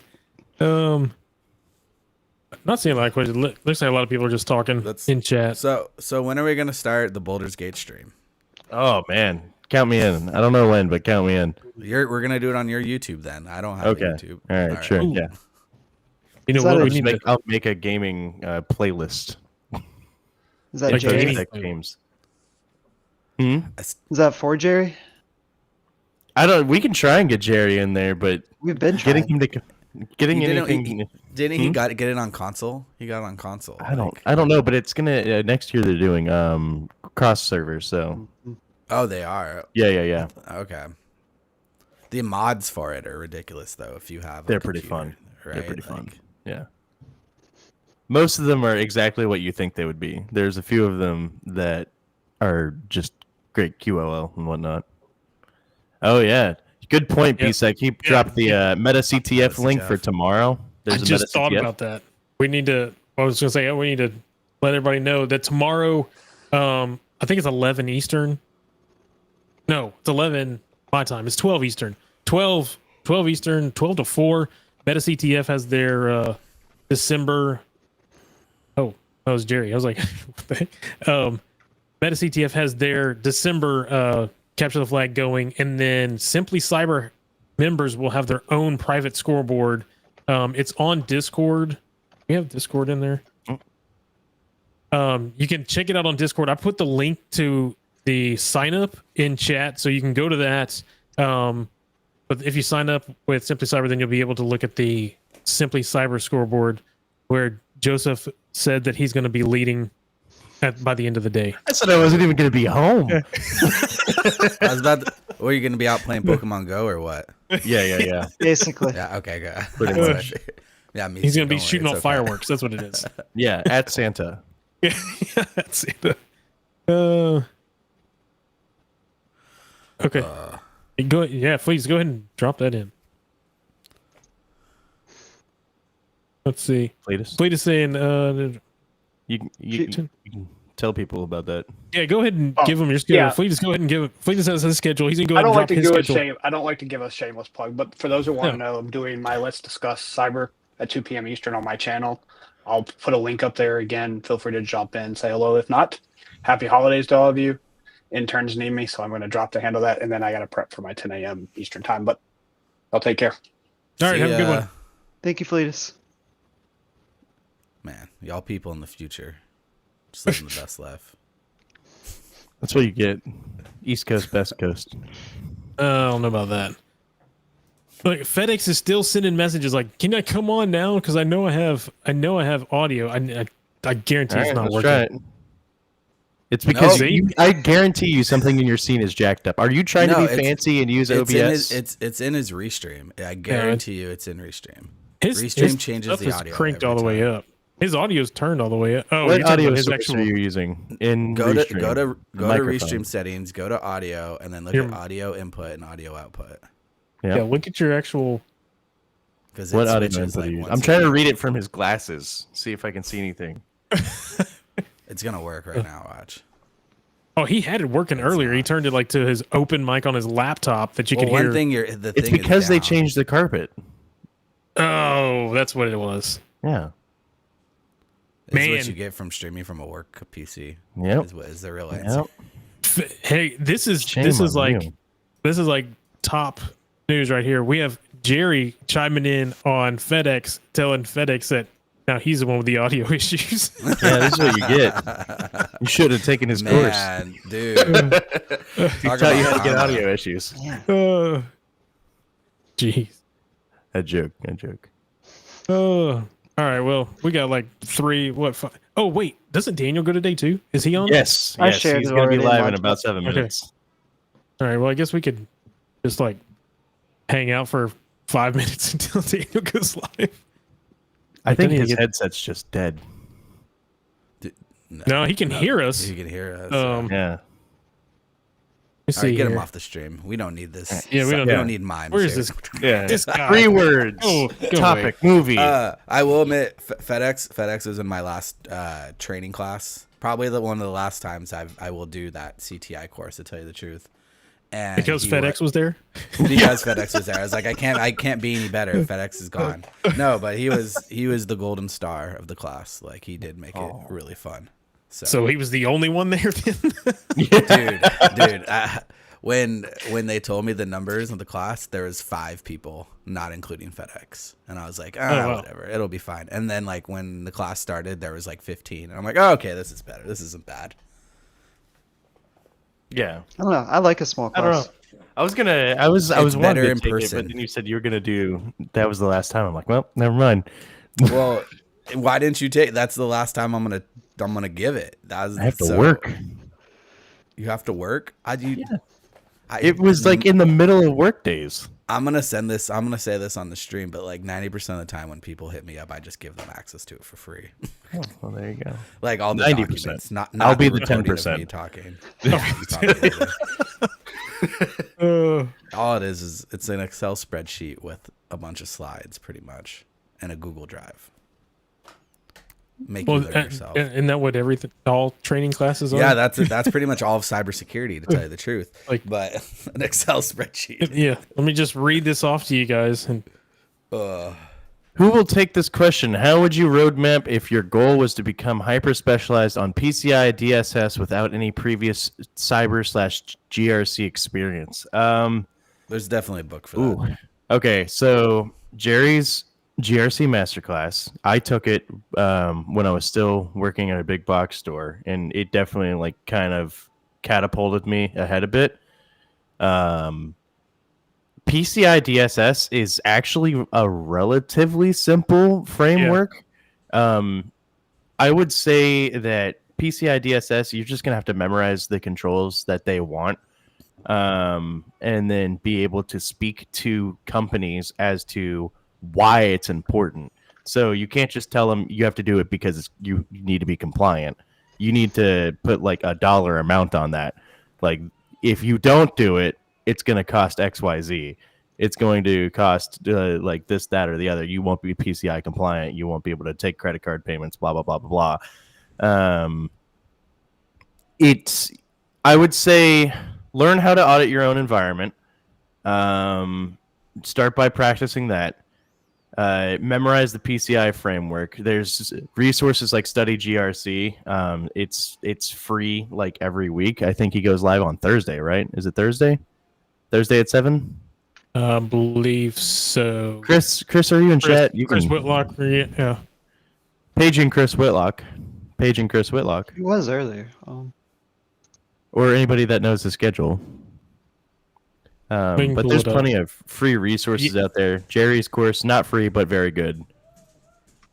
My door's about to open from it's Wednesdays. I hear your interns coming in. PM Eastern time. Is it Wednesday? I thought it was Thursday. Okay. That's what his graphic says. Maybe it's Wednesday. Maybe he has an updated graphic. All right, we got one last one. Christina Palika came in and said, if pen testing is everyone wants it to do it in cyber, what is the niche that nobody really wants to do? GRC. Yeah. No, honestly, I would say the niche is probably like system maintenance, just like doing straight up system. Joseph's like, this my job. That's a sysadmin, right? Yeah. But, no, he's like patch management. Yeah. Okay, patch management. Okay, yeah. Wow. Patch management doesn't even get mentioned. It's that bad. Well, that's true.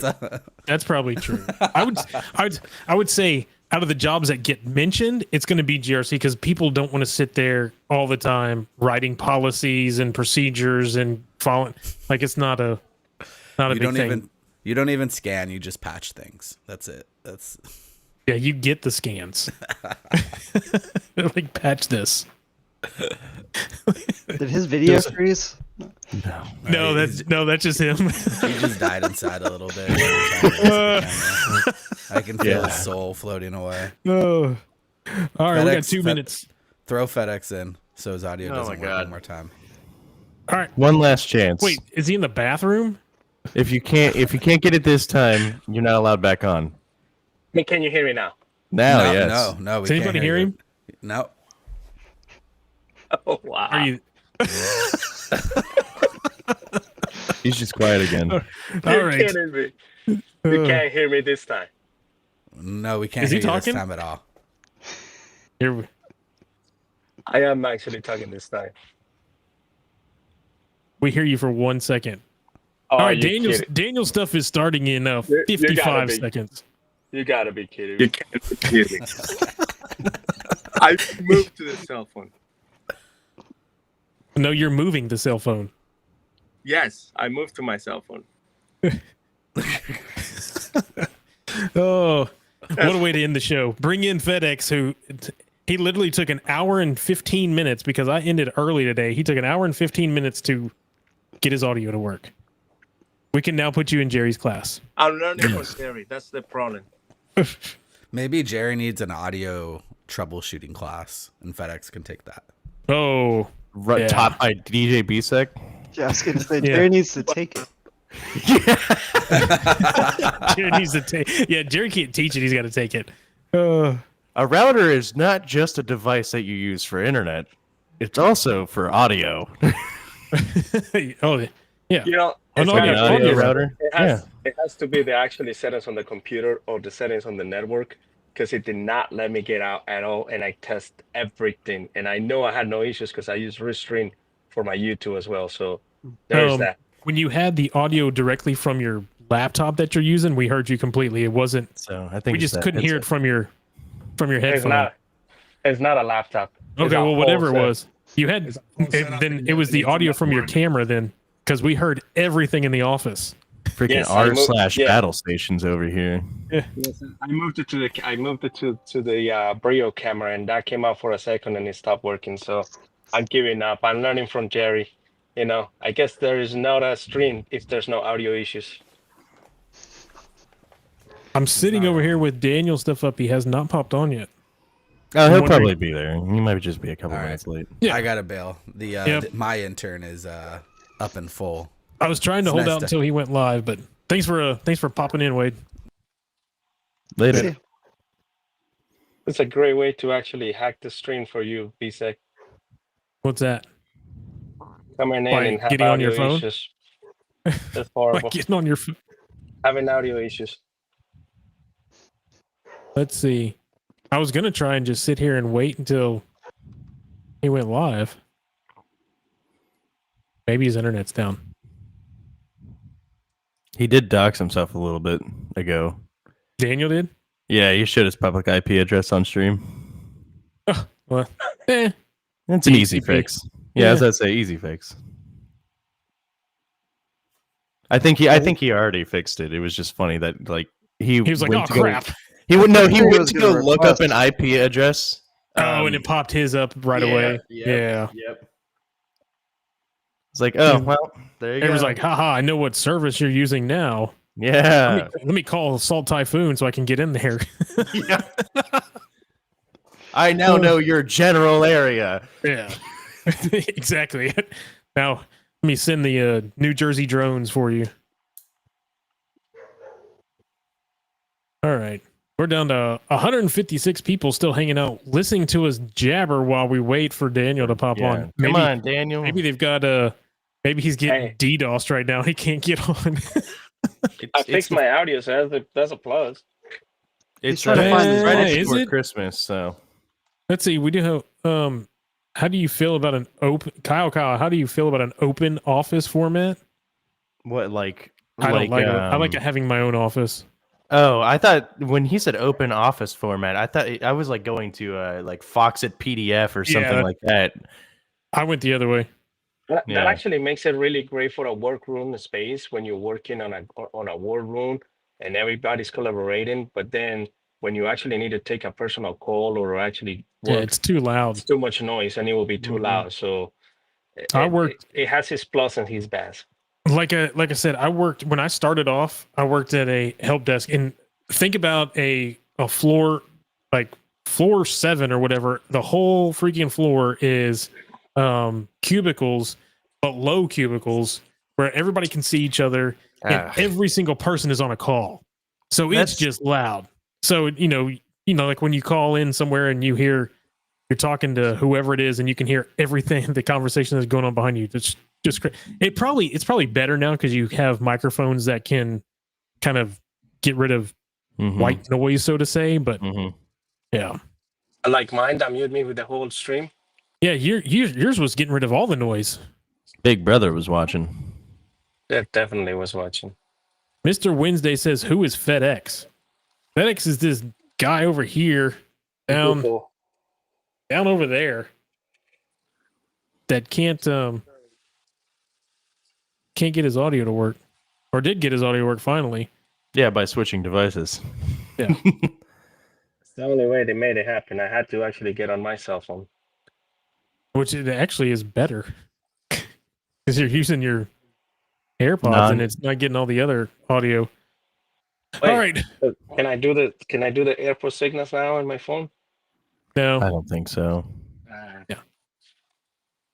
All right. Well, we're gonna go ahead. I guess we'll go ahead and call it because I got to go get to work as well.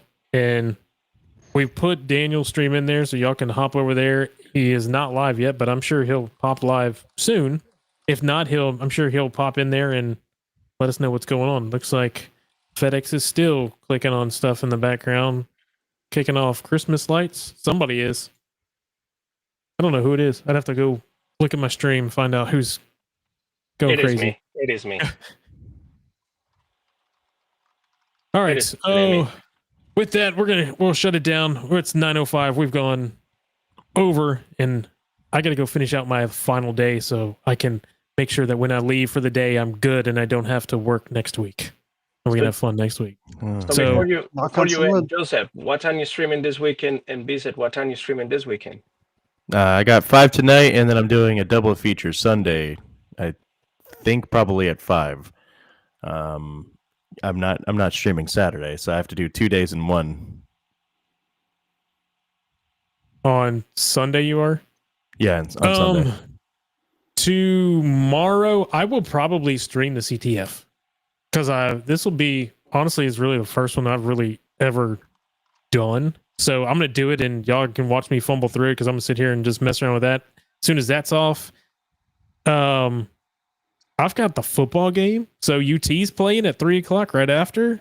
So I got to watch that, and then I have the stream set for 7:00 every single night, unless something happens and I'll push it back some. But that would be after the game should be over by then, and then I'll probably stream at 7:00 for AOC each night. My whole thing is a 7:00 AOC every night till it's done. So yeah, try to keep a schedule. All right. With that, we are going to drop out of here. Thank you all for hanging out, having fun with us on a Friday. We will see you guys Monday for the daily cyber threat brief. Till then, everybody stay secure. Hey everybody, I hope you enjoyed that content. Keep the cybersecurity train going by connecting with the other Simply Cyber community resources. We have the Discord server that's lively and always keeps the conversation going. You can connect with me directly on LinkedIn. And also every single weekday morning on the Simply Cyber channel, we're doing live daily cyber threat briefings, 8 a.m. Eastern time, as well as Thursday at 4:30 p.m. We're doing live stream interviews with industry experts, and we produce videos that we push out every Wednesday morning. I'm Jerry from Simply Cyber. I hope you enjoyed the content, and we'll see you in the next one.